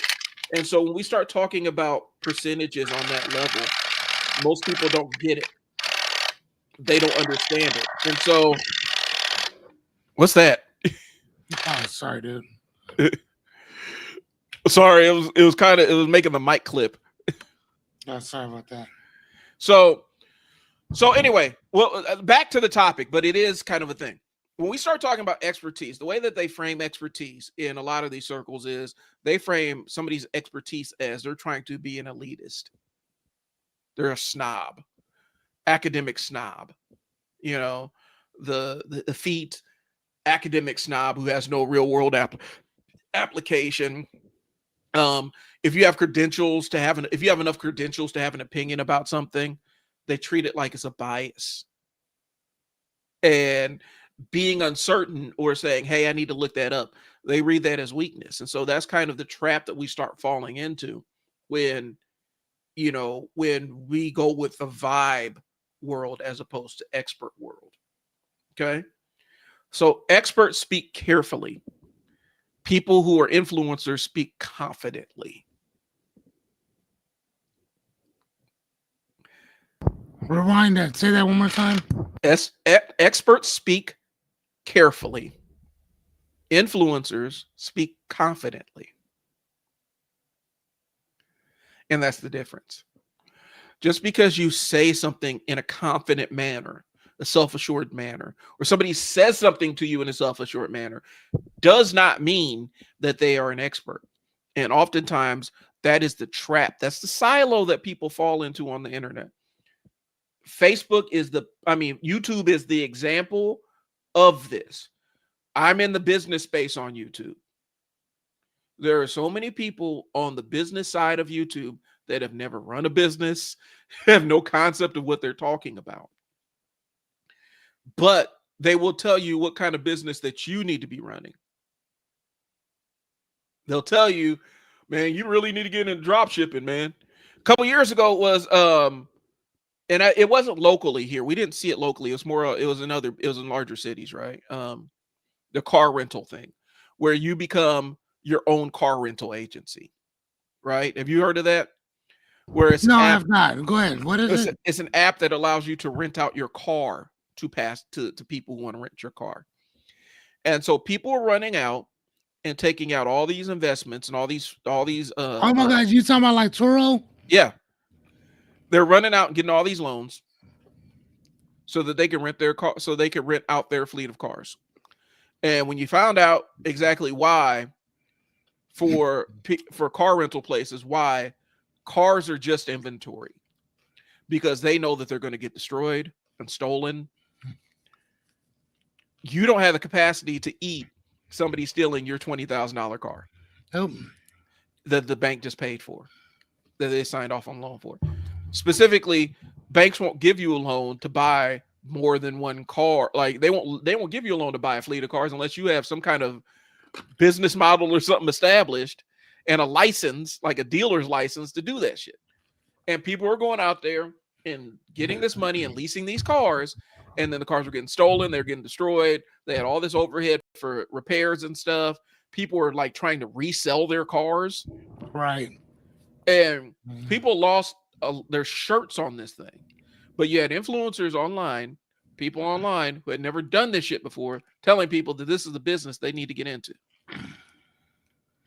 And I don't have it in me to, even if I'm leasing a car and I have no intention of driving that car, I don't have it in me to have somebody wreck the car, tear the car up, tear the interior of the car up, and me not fight them when they bring it back to me.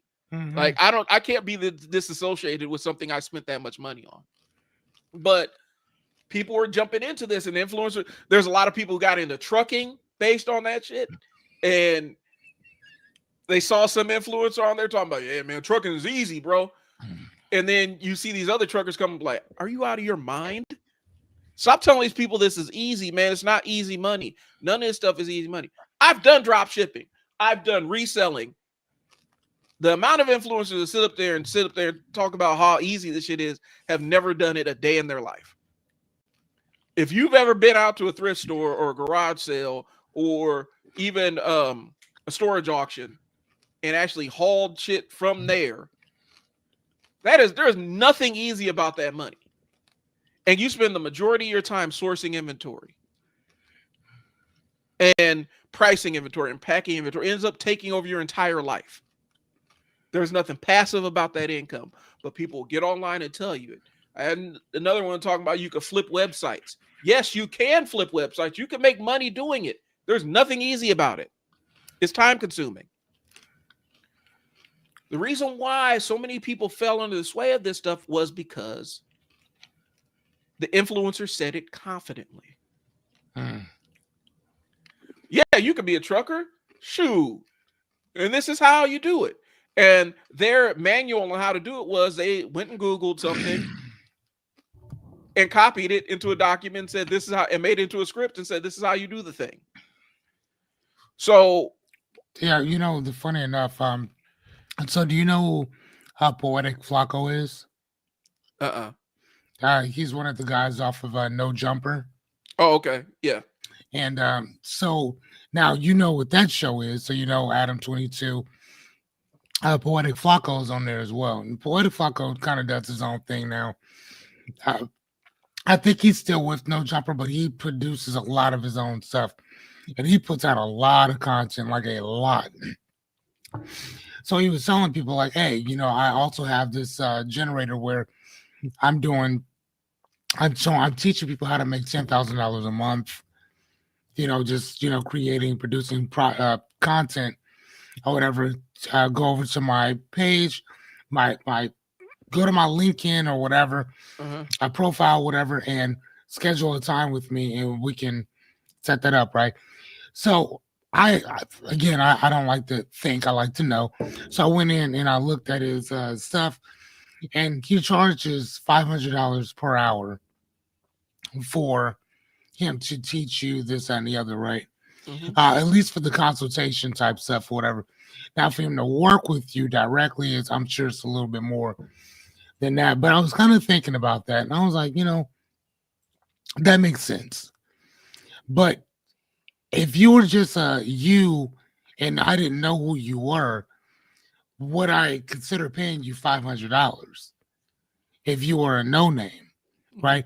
But because you've been on No Jumper for for so long, of course people are going to pay you because they know exactly who you are. Mm-hmm. You know what I'm saying? So again, that's that whole influencer type thing, whatever. Now, what I would be doing if I were doing something like that is if I had somebody making $10,000 a month, I'd have them on all the time. Like, all right, hey, what are you doing? Please tell the other people what you're doing right now. You know what I mean? Yep. Like, for again, that's just me though. I mean, if I'm gonna charge you that 500, which is whatever, um, whoever's making that 10,000, but I want you to come on to my show, tell everybody what you're doing, how's it going, this and the other, how have I helped you type stuff. You know what I mean? Like that. Mm-hmm. That's what I would be doing. That's just me personally. But I see what you mean though, because it makes it seem like, oh, anybody could do this. I Right. don't think If you anybody want to know can. what that And people always joke about the Simpsons tell the future and everything. Simpsons kind of clocked this with influencer culture. Um, you remember, I don't know if you're a big Simpsons fan, but the Troy McClure character. Hi, I'm Troy McClure. You might know me from, and then he'll say something. And typically it's him pitching something where he's utilizing his fake authority to sell a thing to somebody. And people are associating with the fact that they know who he is with the fact that um they are like he's reputable, right? Okay. And, and that's what's happening a lot. He's oh boy is trading on the fact that he is the one of the content guys behind No Jumper, and he's selling the idea that it's just easy, everybody can jump on there and make 10,000. Well, the reality is, yeah, people can jump on, you can make $10,000 a month creating content. It takes a while to build your audience. It takes research to build your audience. It takes practice. Like there's an entire layer and process that you have to get to in order to reach that threshold. And some people do it a lot faster than others. But sometimes it's not going to be anything that you even care about. There are people that have built massive followings on Instagram on niches that they don't even give a shit about. It just was a profitable niche for them. You know, or theme pages on Instagram where it's like R&B, R&B lovers theme page where they just post R&B songs and videos and stuff. Yeah, you can make a lot of money with that. You can monetize the hell out of it. But it may or may not be something you care about. And so there's a blueprint to do it. But I think people it always gets sold as ease, right? They sell it as the ease. You why aren't you doing this already? That's why everybody on Facebook has content creator in their bio. Like they have the content creator profile or whatever. That's just basically what it is. And so um, these people get on there and lie to you and tell you it's easier than this, that, and the third. And the people that are saying, nah, man, it's really not. Those are the people that nobody watches. Don't nobody want to watch somebody come on there and tell you, hey, man, this shit is hard, bro. Um, I'm just here to tell you that it ain't that easy. Nobody want to see that. And so the conversation, a friend of mine were having this morning, we're sitting there like, people want to be lied to. And I'm not saying that as that's a good thing. I'm saying it as people tend to want to be lied to. Right. They want unprovable shit, unverifiable shit that sounds good. They don't want bitter, hard to swallow truths about anything. They don't want the honest, real, how this thing actually works, and the fact that if you want this, you're going to have to bust your ass for it and obsess about it. And you have to have a very specific type of personality to sell that. This is a grind and it sucks. The one I pulled up an old video of CT Fletcher. And CT Fletcher is a workout guy. I know exactly who he is. Yeah, workout guy, big, strong, jack guy. He is a power lifter. He's done strongman stuff. He's done bodybuilding stuff. And very few people have that ability to sell the concept of hard work like CT Fletcher. Most people, when they try to sell, yeah, this is going to be hard and it's going to suck and it's not going to be fun. Most people, their audience will say, you know what? Show me the guy that's going to tell me how easy this is all going to be. I don't want to see that shit. CT Fletcher can make doing hard things sound like it's enjoyable. You know what I'm saying? The entire concept of his magnificent obsession, where he said he wanted to have the biggest biceps in Crenshaw. And he's like, you have to be obsessed. He's like, and he's laying it down. He's like, every day I train biceps. They say, don't train you overtraining. I don't care about you overtraining, mother. I was in there, birthdays, Christmases. He's running it down. I was curling. I was doing biceps. And I was magnificently obsessed. If you want something, you have to be magnificently obsessed. This is my midnight dream, motherfucker. And so that's how he sold it. And that was his personality. Most people can't do that. Most realists cannot sell your dream. It's very hard to be a realist and sell your dream to people. I like that. He said I was in there every day. Christmases, Yeah, birthdays. right. And he's like, I mean, it was called the entire F impossible thing. Like, he's like, they said man cannot fly. Man can fly until the Wright brothers said, F y'all, we gonna fly, and they flew. you know, Right. I'm editing a lot because we're on social media, but if you ever get Right. a chance, look up CT Fletcher F Impossible because it's the most motivational thing. I'll make it in my alarm clock, but my wife would kill me if she woke up to that every single morning. Um, What's funny though is that he's also the same one who had a heart attack yep. and had a heart transplant too. But it's so crazy because I've read both of David Goggins' books, Uh-huh. and David Goggins doesn't seem like he doesn't. He says that you can do any of the same stuff that he does, but he doesn't make it really seem like that. Yeah. Whereas CT Fletcher makes like he'd be like, dude, come work out with me. You'll be all right. We're gonna have some fun doing this, right? But if you watch, if you juxtapose the position of him and Homeboy, it doesn't seem like this is the same thing. Hold on. Well, I would say David Goggins more, and to answer Fearless's point, I almost say David Goggins more represents the concept of this thing is gonna be hard. You're gonna raise your threshold of pain to do it, and so that's how you're gonna do it. Whereas CT Fletcher is like, yeah, it's hard. Let's go tackle it. Where it's an enthusiastic, where he's kind of leading you into wanting to tackle the hard and difficult thing. But like I said, um, as realists, it's very hard to get people to invest in your dream because when you're a realist, you know what can absolutely fucking go wrong, and you're not going to sugarcoat it for anybody. And most people don't want to hear about the negative outcomes. Just like if there was a restaurant guy who was on YouTube who was saying, this is where restaurants fail and this is why this business sucks and you shouldn't get into the business model. He would not most people would not watch it. But the people who did watch him would have a lot of success.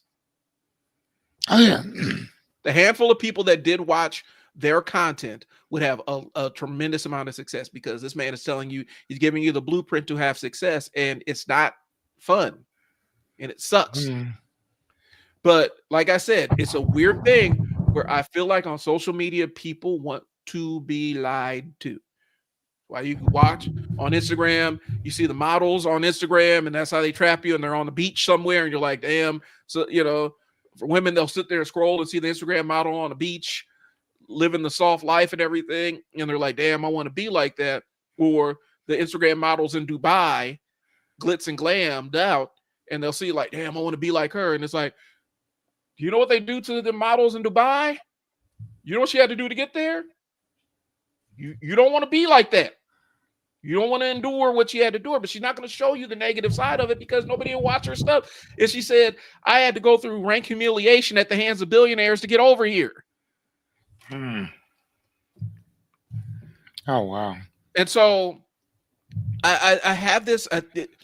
People like to live in their delusions. And so it's hard for me as a content creator. I'll be honest with you. It's hard for me as a content creator to reach a lot of people because I'm not wired to sit there and bullshit you. I cannot do it. Like my brain, my imposter syndrome fires so hard that I will absolutely, I'm petrified that somebody me telling somebody something that's not true and them finding out for themselves, as opposed to me telling you on the front end, this thing ain't true. Does that make sense? I can't, it's hard for me to come up with that line of bullshit. And as a result, because I can't come up with the line of bullshit, it makes it hard to get people in the funnel. It makes people hard to get people to click because people don't want reality. They do everything to escape reality in their regular lives. Why so many people watch TV instead of read books, Fearless? Yeah. But I mean, at the same time, though, man, that's why it's important and imperative for people like us to consistently offer hope. Yeah. And offer that other. I think that it's important to offer hope and inspire people to reach higher precipices And I think that the reason why is because of what you just said, because most people would rather get on their phone as opposed to pick up a book. Most people would rather be Yeah. sold a hill of beans than the reality that, hey man, you suck. And if you want to get better, this is how we're gonna have to do this. And again, I mean, even with myself choosing to go back to college, man, I done put that shit off for so long. I'm like, you know what? If I'm gonna be here another 4 years, do Mhm. get something out of it. Right. You know, and this is not a it's not only an investment for myself, but it's an investment that I'm making on the behalf of my future. You know what I mean? And even thinking about, how am I going to pay for all this? Like, I'm not worried about that. I'll let the future take care of that. Right now, my job is to step forward. That's it. Step forward, do the work. You know what I'm saying? I mean, I've made this something way more than what it needs to be or whatever. And plus, I love to learn. My son's in school right now, so I figured, fuck it. We could both be in school right now. Okay. You know what I'm saying? Yeah. So, like, no, I 100% understand exactly what you're saying. But I think that we've all been sold this, oh man, that life's gonna be a lot easier, that you really don't have to work for it. It should just come overnight type stuff. And like, oh, okay, cool. Is that really what we're doing? Okay. And I mean, shit, if that's what it is, and that's what it is. But I think that at this moment, I mean, dude, like this is the shit show that we signed up for. Right. You know what I'm saying? So yeah, we can't. I mean, yeah, we can sit there and talk shit about it, but then at the same time, I'm gonna ask you, what are you gonna do about it? You know what I'm saying? Like we see all these injustices happening and people being treated any kind of way and talking out the side of their mouth and letting our president amp their asses up. Okay, cool. What you gonna do about it? You know what I'm Yeah. saying? Again, we live in this hyper reality. It's kind of like a reality TV. Well, no, now it's a reality TV based on a whole bunch of, what you call them, content creators that Right. are trying to sell you some shit. Every time I get on Instagram, you see another Instagram model. This one, and you see that one. I go up and I look to see like how many subscribers they have. It's one of them 1.5, 1.1, 900 and some thousand. Hmm. One of them at like 8 million. And I mean, they're not saying anything. They just stand there, look around, like, oh, okay, that's what's up. You Right. know, and and which is so crazy because you have a lot of people that are incels who will look at that type of stuff and just dog her. I'm Yeah. like, I'm not. Yeah, hey, you're wonderful to look at. Here's the thing: I don't know if you're real or not because AI done made it so abundantly clear that most of y'all don't even exist. So I'm gonna go ahead and go find go find me some astronomy to look up. Go find me some Dr. Neil deGrasse Tyson to listen to, or Dr. Roy, what's his name, Casagranda, I think. Oh. Oh my God, he is one of my favorite. He is literally one of my favorite historians in general. I love that guy. Um, I love listening to him. So again, it's a choice. Right. You know what I'm saying? Like you can tap into this shit, but unlike the Matrix, you know you're in it. We know that we're in it. We know we're being fucked with. So if you continue on this road, that's on you. You Yeah. can't blame anybody else for presenting you this Plato's cave type situation. You know that you're in the cave. Take your Get up, unattach yourself, and go outside a little bit. Yeah. And I see that, and I think that's important. But I also think that some people want to be in the cave. Perfect. Again, you got to remember with Plato in the Cave. The book that I'm talking about is The Republic, uh, by Plato, Mhm. and he was talking about this guy named Glucon, who who eventually makes himself aware. He gets out of the cave. He actually is let go, and he sees that all of these images are people behind him doing like little monsters and all this other stuff in front of this fire. And he's like, hold on, this is what I've been looking at the whole time. So he goes outside, he sees the stars, he sees the sunlight, and the sun blinds him. Right. It blinds him because he's like, what? This is reality? This boring, absolute nothingness. There's nothing really out here going on. This is reality. So then he goes back into the cave, and what's he do? He tries to set his brothers and sisters free. He tells them, "Hey, wake up!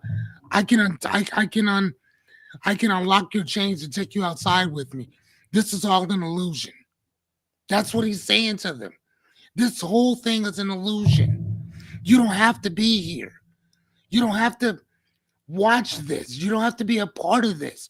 Come Right. out. Let me show you what's happening. You know what they did to him? Didn't they kill him They or something? they no, they tried to kill him because they're like, no, you're lying. You're trying to destroy our lives because you've destroyed yours. Hmm. They beat the hell out of him. And you know what he did? Sat back down,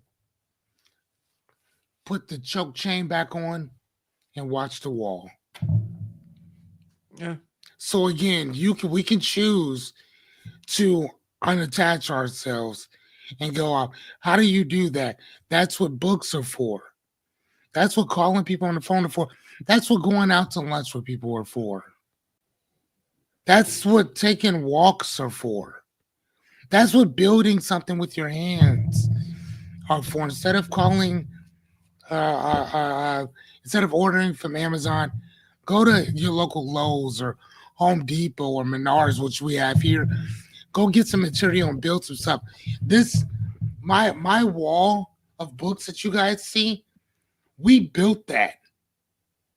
I every part of that I we built. I know every tool. I know every flange. I know every pipe. I know the size. Pause. I know the size of every pipe. Pause. Hmm. I know the nails that we used. I know the wood that we used to do that. I know the shellacs that we used. I know the paint that we used. I know the inches of when we needed to saw it, sand the wood down. Hmm. There's nothing about this thing that I don't know because I participated in building it. My desk, look, I don't know if this thing is hardwood. My desk, I think, was like $800. I think no, maybe 4 or 5. It's between 4 and 8, somewhere around there. But I think it's like is this 8 foot? I don't know. Anyway, it's a really nice desk, and we put the pipes on the bottom of it, stud it up. We got flanges at the bottom to make sure that it doesn't go anywhere. But again, my desk, I could take this thing anywhere, but it's mine. This thing's Right. heavy as hell. It was built from my hands. Even if you look up at my lights that I have, the shelf that I have above me, we built that too. The lights that I have, I had to go to Menards, but I had to think about what I needed, bought what I needed, drilled them up, and then I'm cool. So again, but that's part of unplugging yourself out of the matrix. Yeah. That's what we're talking about. I met Brian in real life. Right. Like Brian and I have actually stood face to face and talked on a multitude of different topics. I know what type of car the man drives. I've seen it. Yep. We met at my bookstore. So not online, an actual mom and pop brick and mortar place. So again, when we talk about with what you were talking about, my guy, this is what we're discussing Mhm. about unplugging yourself, getting out and making it happen. Well, and also not believing somebody just because they're confident in what they're telling you. Not at all. Like, what was it, the watermelon diet guy? Damn near put himself in the hospital and he had a bunch of people following what he was doing. He's like, I'm gonna just eat watermelons. I don't know what that is. I don't. You can tell me. I'm good though, but you can tell me about it. What happened. He decided that's all he was going to eat was watermelons. Like that was his entire diet. And people started following him, putting themselves in the yard behind him because you're not just supposed to eat watermelons just as your only source of food.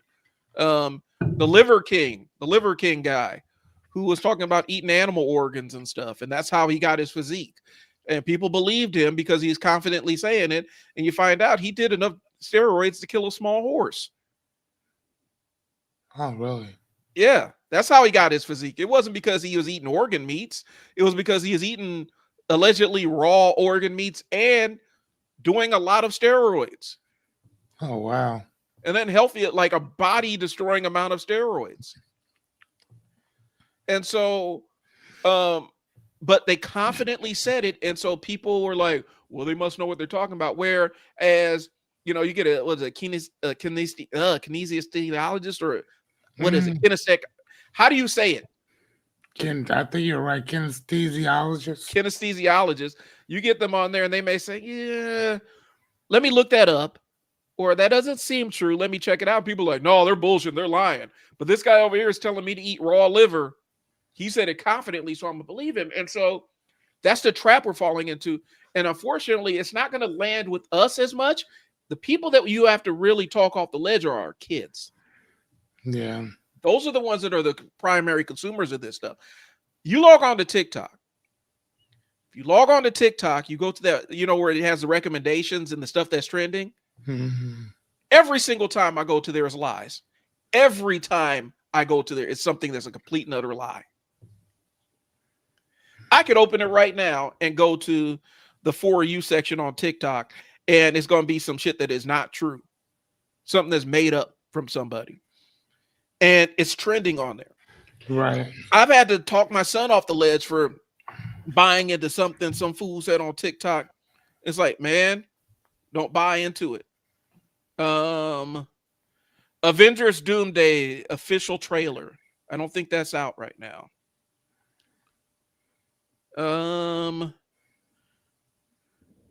And so you find stuff that is counterfactual on there, but it's listed as stuff that's trending, and so people don't take it as face value. Mm-hmm. A lot of times TikTokers will get on there and just make up a bunch of shit, and they'll say it in that clipped, self-assured way, and people will absolutely cite it as, well, this person said this. That person is totally just making shit up on the spot. Right. Like, okay, so let's get into a little bit more hip hop ish kind of stuff. Have you seen the Jaguar Wright interviews? Have you ever seen Jaguar Wright? Yeah, I have. She sounds very confident in what she's saying. She sounds Ain't she 100% being sure. sued? Yes, she's being sued. All that lying shit she be doing. She's being sued. She is schizophrenic and off of her meds. So she absolutely believes a lot of the stuff she says. But you're telling me that Jaguar Wright was in the room, and every single time she was in the room of all these movers and shakers in hip hop and R&B, she was always in the room every time. Yeah. Everybody.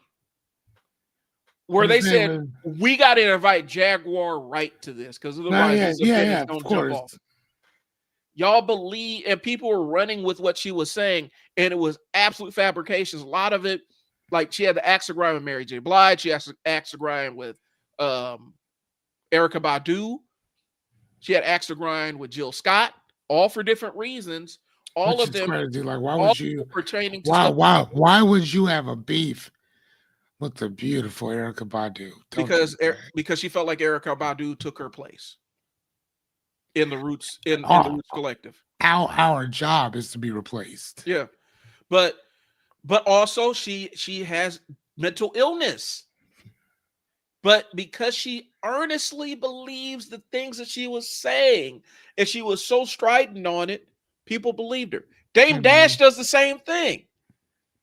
He'll sit up there and tell you some outrageous shit, like it's not even in this realm of reality, because he says it with such confidence. People are like, man, he must be saying the truth, bro. He just telling them Right. truths that people ain't really.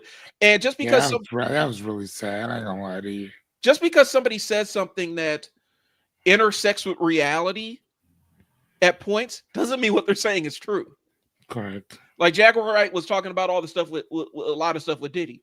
Well, I mean, it wasn't, if you followed it, it wasn't a secret. The only thing that's the only a lot of the stuff that people have known for years is just becoming mainstream about Diddy. You had to follow the industry and stuff like that to I understand. mean, right. I mean, Jamie Foxx talked about that all the time about the different parties that they were having and Mhm. this and the other, whatever. And I'm like, dude, everybody knew about that. Yeah. Everybody knew.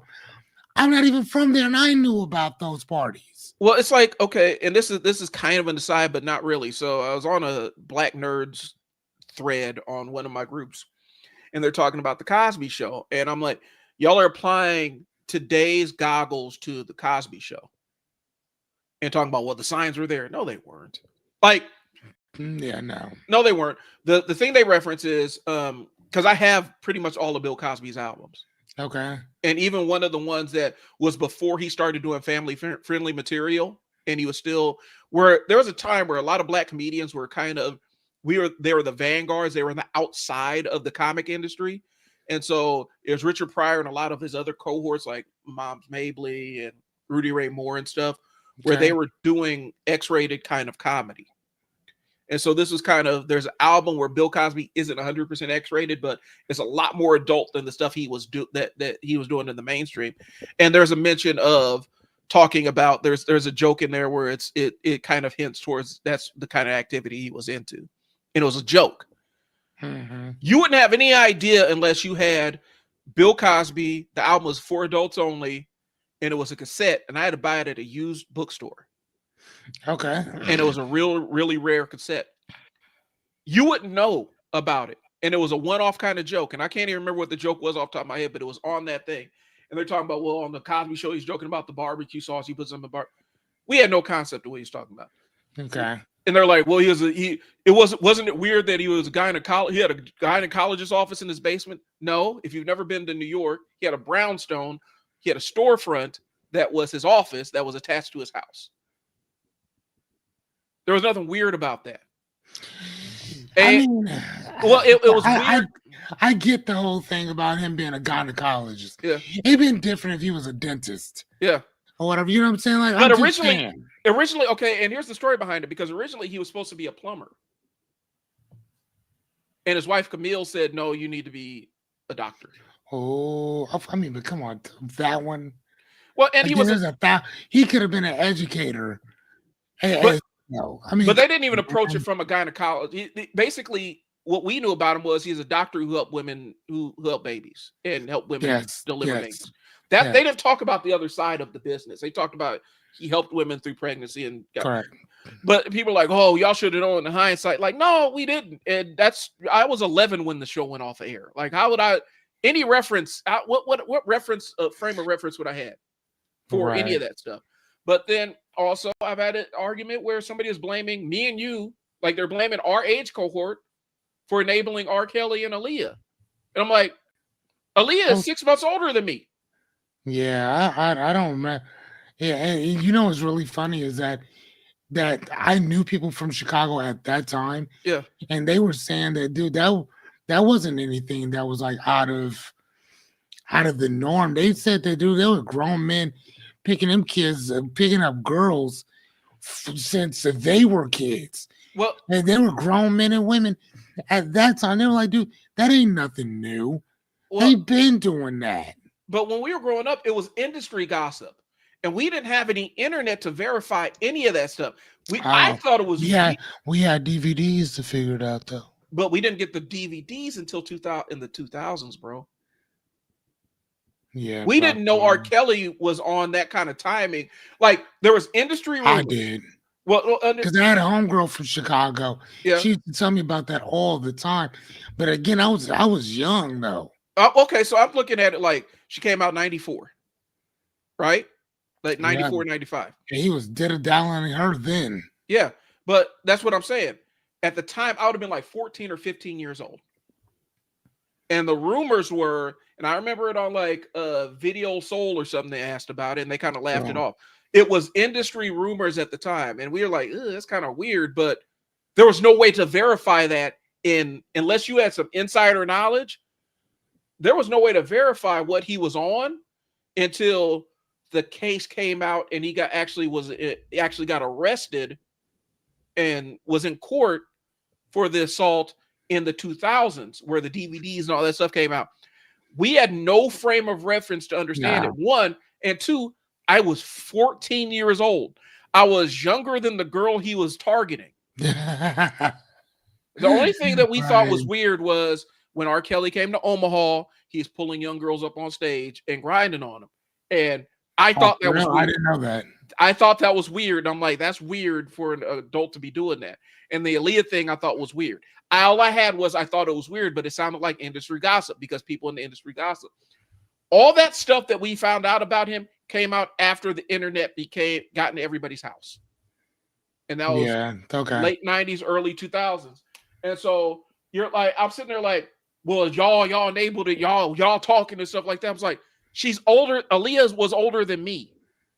Do you understand the age difference? Like, what are we supposed to do at 14 and 15 years old about against R. Kelly and grown men? Blame the adults that were in there in the room enabling all this stuff. But Right.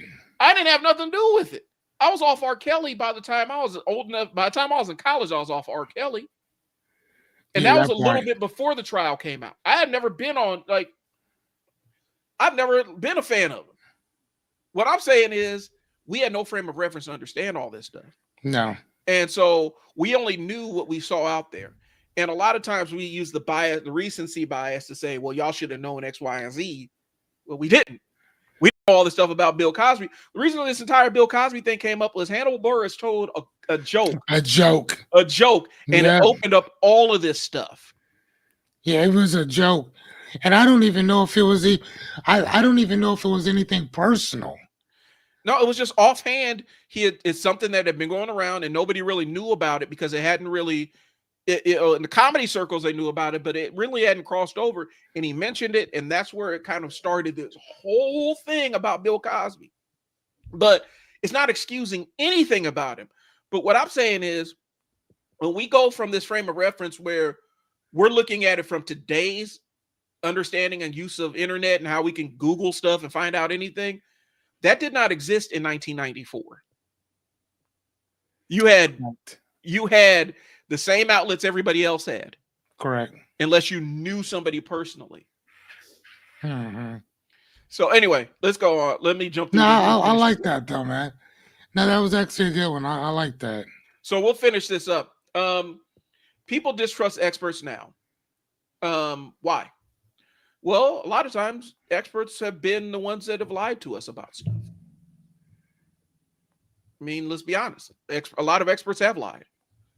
I look into the Oprah to right-wing grifter pipeline was crazy, bro. Like the what? The Oprah Winfrey to right-wing grifter pipeline is crazy, bro. What are you talking about? Okay, let's look at it. Where did Dr. Phil get his start? Oprah. Where did Dr. Oz get his start? I have no idea. Oprah. Did he? Yeah. I do remember hearing about the Oprah bump. Okay, I got you. Yeah. Where did J.D. Vance? Where did his book get featured? I have no idea. Oprah's book club. Wait a minute, hold on. How long has that book been out? It's been around for a while. It's near the end of her run. J.D. Vance's book? Yeah. Hillbilly Elegy or Eulogy? Hillbilly Eulogy? That book's been out that long. Yeah. Are you sure? You might want to look that up, man. Look it up. I'm pretty sure. Hillbilly, not Eulogy, Elegy. Let me see. When did it release date? Not the movie. Book.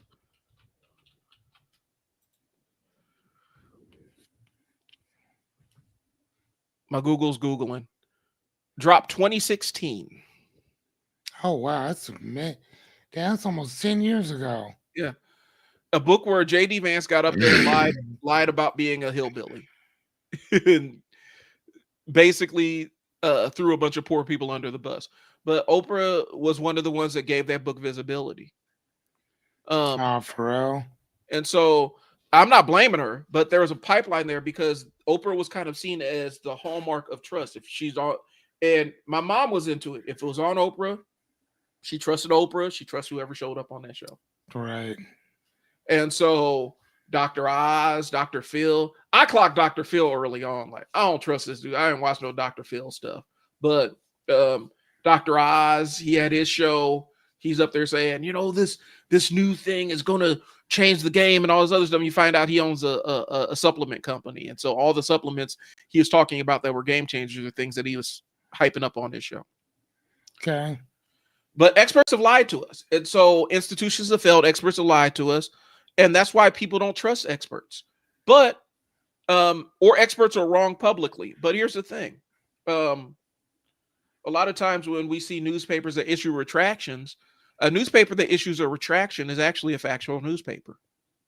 Right. A newspaper that never a newspaper or publication that never issues retractions is lying. But we've inverted what our belief system is on that.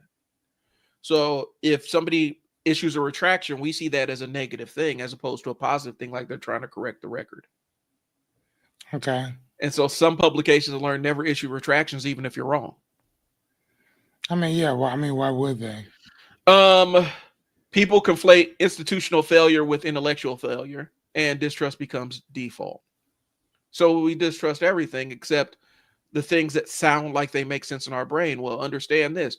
So just because something sounds like it makes sense in your brain doesn't mean that it's actually factual. Right.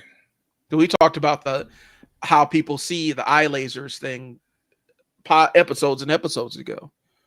A lot of people believe that we emit something from our eyes and that's what creates our vision. And it's not true. It's a misunderstanding of how science works. Some distrust is earned, bro. Like some people, like some of these institutions, experts, they don't deserve our trust. But No. when we it goes back to the contrarian, where the Kanye, where you're going to literally say the opposite of everything somebody says, hoping to find a truth in that. And that's what he does. You say red, he says blue. The ultimate contrarian.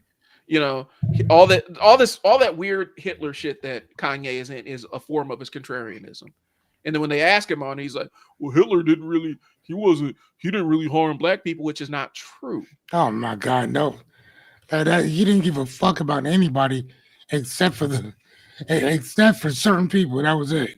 Ask black POWs if they survived one of his camps. If they were able to survive one of his camps, ask what it was like in there. Yeah. Ask black Germans. Correct. Germany there was a whole genocide. Germany did in Africa. In Africa. Mm-hmm. German, I gotta figure out it was Namibia. Yeah, Namibia. They did a whole genocide there. And that's where they got a lot of practice for a lot of those soldiers and stuff ended up becoming leadership in Hitler's army. And that's where they learned a lot of the stuff. And if you want to really give yourself nightmares, go look up the genocide Germany conducted in Africa, in Namibia. It's absolutely disgusting and vile. For Kanye to say, well, they never hurt black people is an egregious, absolute distortion lie. I mean, but dude, it's just him saying something opposite. Again, bro, like I don't see why anybody takes anything that man says to. I wouldn't listen to him. How many Ye super fans do you know? Because I know a couple. I don't. I know a couple, and they will fight you to the ground on him. Yeah, that's again. You don't have to fight me. This is what he said. Yeah. I mean, there's no discussion and hey, no, this is what he meant. This is what the man said. Mm-hmm. I mean, you can argue what he meant all day long, but you can't argue what the man said. Right. Just like with Trump, Trump followers, you can argue with me all day long about what he meant, but this is what he said. These are his actual words. These are his words. So I'm not making it up. We're That's what about the man said. we're almost 3 hours in, so I'm gonna just throw this last thing out here because we're halfway through the thing. The thing I'm gonna throw at y'all is this: skepticism is healthy, cynicism is just lazy. Hmm. A skeptic is going to take each thing as its own individual thing and apply a critical lens to it to make sure it balances and passes the factual smell test to make sure that there's a factual basis. Just universally disbelieving everything is just lazy. It's just intellectual shorthand. Yeah. You're just applying a framework of everything is a lie and everything's false just because you don't want to do the critical work of individualizing and analyzing things on their own merits. So we're about halfway through. We'll wrap this up at another episode. We may not be the next one, but we're going to wrap this up. Fearless, before we start signing this off, what do you have anything? Yeah, I just ordered some more shit from Timu Okay. or whatever. You know what, man? Here's the thing. I'm here if you want to talk. I'm here if you need another perspective, and I'm here if you need things reframed. Other than that, man, that's what it is. All right. I'm gonna go ahead and put that. I'm gonna put Fearless's QR code up there. So if you want a perspective, this is the man to talk to. Go ahead and scan that QR Literally. code. Book a time. That's literally what I do, champ. For me, if you want to get started on the content creation journey and start the entire process of recording, if you want to know why, because one of the things is a lot of times I'll tell you, hey, you need to do this, but why you need to be recording yourself. As a business owner, one of the things is there's a lot of different ways to make content, right? But the rawest lens and the way that brings most clarity to you in your goals is video, because you got to get to the fucking point and what the point of your offer is. And so if you're looking at jumping into the content creation thing, you need to have video in your tool bag and know how to speak to camera. So that's what I'm offering you. Offering you a way to record video and record yourself without any of the overhead or anything, so that you can just start recording and start getting used to the process of creating stuff. I do run weekly sprints, weekly content creation sprints, where I give you a hook to use for a video to draw clients in. I believe this one is, I gotta look it up. This week's hook is basically you're telling somebody a quick fix that can change their life. So let me get the words right for that. But yeah, that's where my link is. It's a link to my Stan store. You're gonna find all of my tools in there that I do for marketing and video creation. And they're available for you at a generous fee. You know, I have a toolkit in there that has all my best AI prompts so that you can make AI into your personal assistant and get some stuff done and create content. So today, this week's prompt is the simplest way to fix this today. You're answering that question for your clients. What is the simplest way to fix a problem that they may have? And then they can get answers today, not next week, not next month, today. Okay. So create a video that addresses that, post it on your socials, tag me in it. Okay, I love that. So that's what we got, y'all. I got a bunch of new sound effects I even uploaded that I didn't get a chance to use. Like, I was on it this week, bro. For what? I got sound effects that I've uploaded. Like, I wanted to roll them out this week. Like, Where'd you get them from? Downloaded them off the internet.